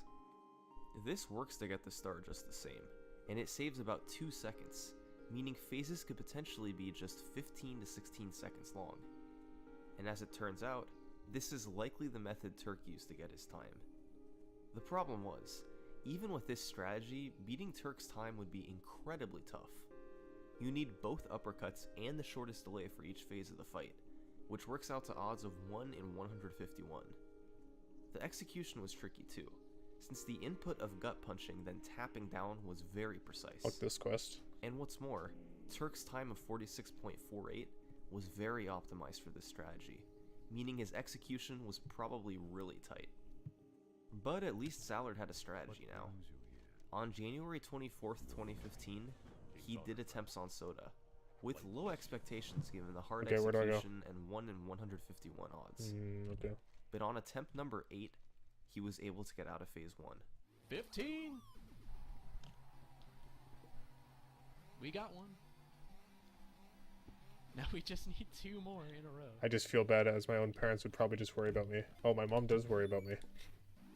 Oh shit. I tell her not to. Alright, Because she can't really do anything about it. So just stop worrying. What? What? What? What? What? What? What? Okay, I can't do that quest. That's too high level. No, let's keep it, but Alright. yeah. Okay, A little too high level. By some miracle, it had taken Zallard just 8 attempts to get My one. mom emails me sometimes. Should I like email her back? But this Or should I just time fell continue short of ignoring Turk her by emails? half a Am I a bad second. son? And as Zallard kept playing, I think he I'm a bad realized son. that Turk's 46.48 seemed to have better execution than he could get with the strategy he was doing. A high 46 seemed way more likely than a mid 46. So, he had reached a dead end. But just a few days later, someone found something huge. His name was Jack Wedge, and he had played the game alongside Turk more than a decade prior, at one point holding the Bald Bull 1 world record. But he had come back all these years later to share a new strategy he had just discovered, the screwdriver. After canceling Soda's first 2 hooks, you could hold down a right dodge, then press B and then down to hit him in the gut right as Matt comes back to the center. Oh, This come on, right just give me my dodge level wasted so I the can log exact off. number of frames so that the gut punch Please. hits Soda on the first frame possible to make the strategy work, guaranteeing the fastest phase possible. With this, Zallard knew he had a legitimate shot at beating Turk. He did more attempts to see what he could get, and on January 29th, 2015, he got this. I guess you just gotta do things you don't want to do sometimes, but you end up forgetting. oh fuck. Like forgetting to talk to my mom. See, the problem is I didn't forget. I just didn't want to respond. Oh my god, dude. Yeah, I'm a bad that son. it? I'm a bad son. Is that it? Don't be like me. Holy shit. Holy shit. When Sinister 1 started to run this game in 2010, he had no idea what was in store for the future. Matt Turk's records were just too good. To quote himself, I try to bury they the had little past. to no chance at even sniffing some of those times. I just kind of like Instead, look forward. Over the next and 5 years, this is anybody what that I he truly used to talk accomplished. to, That's it. That's it. I just That's stopped it. talking to them. I just beat the fucking Taz. Oh my god. Oh my fucking god, dude. This is it. This is it. This is it. This is it. World record. I want the world past fucking buried. record, dude. I have too many awkward, Yes. embarrassing, cringe moments in the past. Oh my god. Whenever I go back to my parents' house, I just get reminded of all the Holy cringe. shit. No fucking way. And I just don't want to be reminded. Yes! Holy shit, it's fucking done. It's fucking done, dude. Yes! Yes! Yes! Yes! Fuck yes! Yes! Yes! Yes! Fuck yes!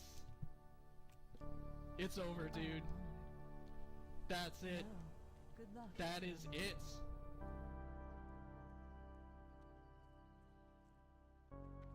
How may I help?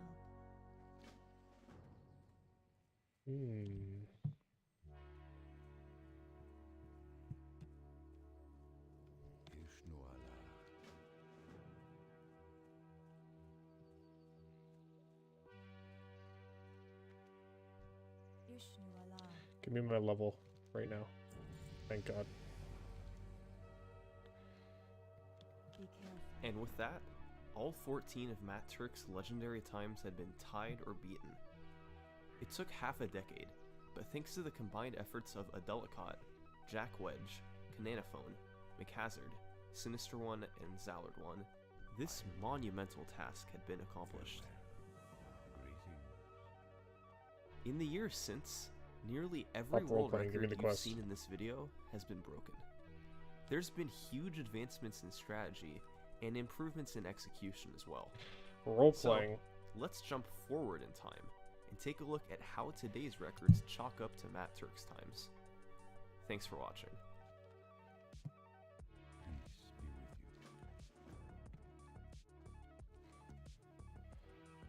Okay, let me get my spells and then I'm gonna log off and never log back on. Because I have been grinding all day and I'm only level 22. And I grinded all day yesterday. This is brutal. Fuck, I hate leveling.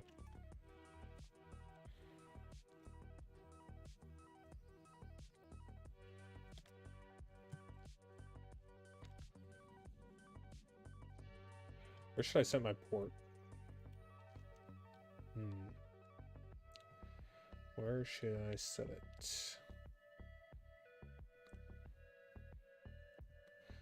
Should I set it here?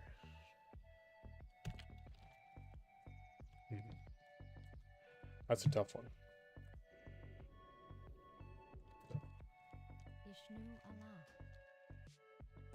What? Oh my god. That's annoying. Okay. I know where I'm going to set my port.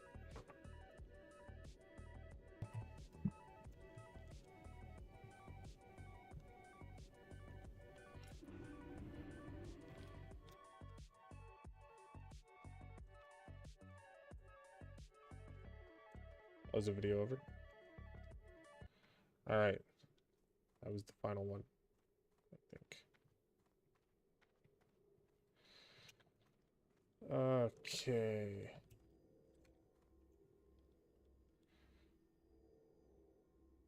Let's play one final song.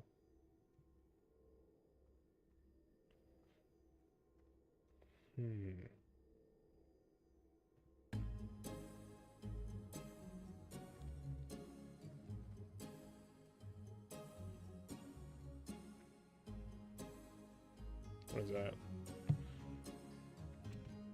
May the light embrace you. Remember. Okay, we gotta set the portal here in Exodar.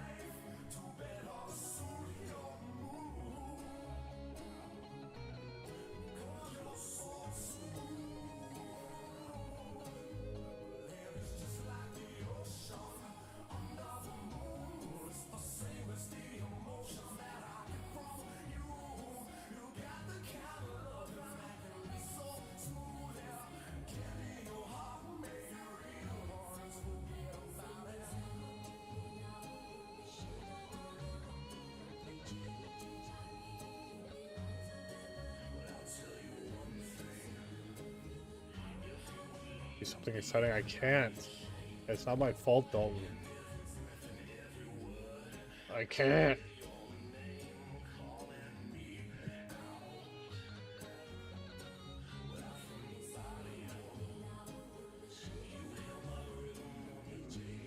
I feel like you're baiting me actually to delete my Rusted Drift. I'll show you something exciting. Delete. I see what you're thinking. I don't like it. That city is deserted? What do you mean? What do you mean? There's a peacekeeper here? See, there's a person. Tomoho. See, you're just wrong. You're just wrong. Like, Avery is here. Level 1. Avery. Oh yeah, I forgot this song is Troll. Okay, one sec. We need a new song. Alright, we'll listen to this. Hey, you want something exciting? Listen to this song.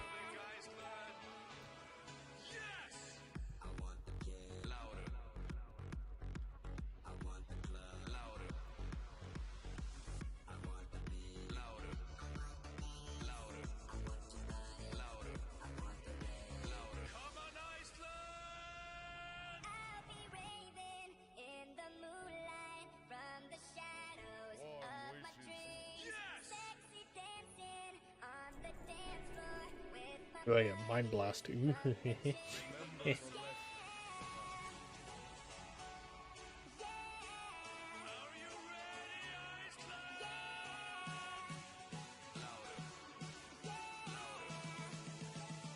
Do I need heal rank 2? I don't think so. Not yet.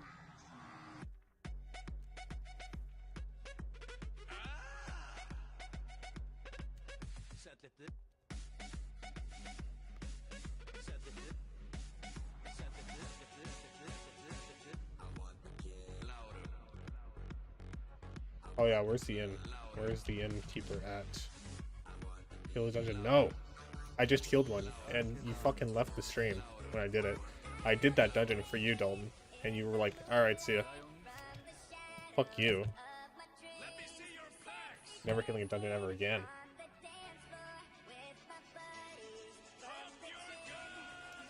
Okay, you don't even need a healer. You need a DPS. I didn't actually DP. I don't give a shit, okay? What do you think is more important, okay? My Dead Mines run that you have to watch, or an actual DKP. What do you think is more important? 1.5. Does Sap even do any damage to people who are like level 70? I've also never done Nax 40 yet, or ever before. Oops, what am I doing? Wait, what? Imp and a ball. I refuse. Well, congrats on your rank 1, Dalton. I will tell everyone that I know that you got rank 1 in Nax 40. Saffron. I'm sure they will be very impressed.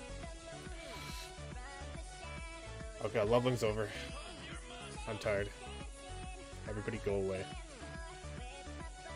Go away now.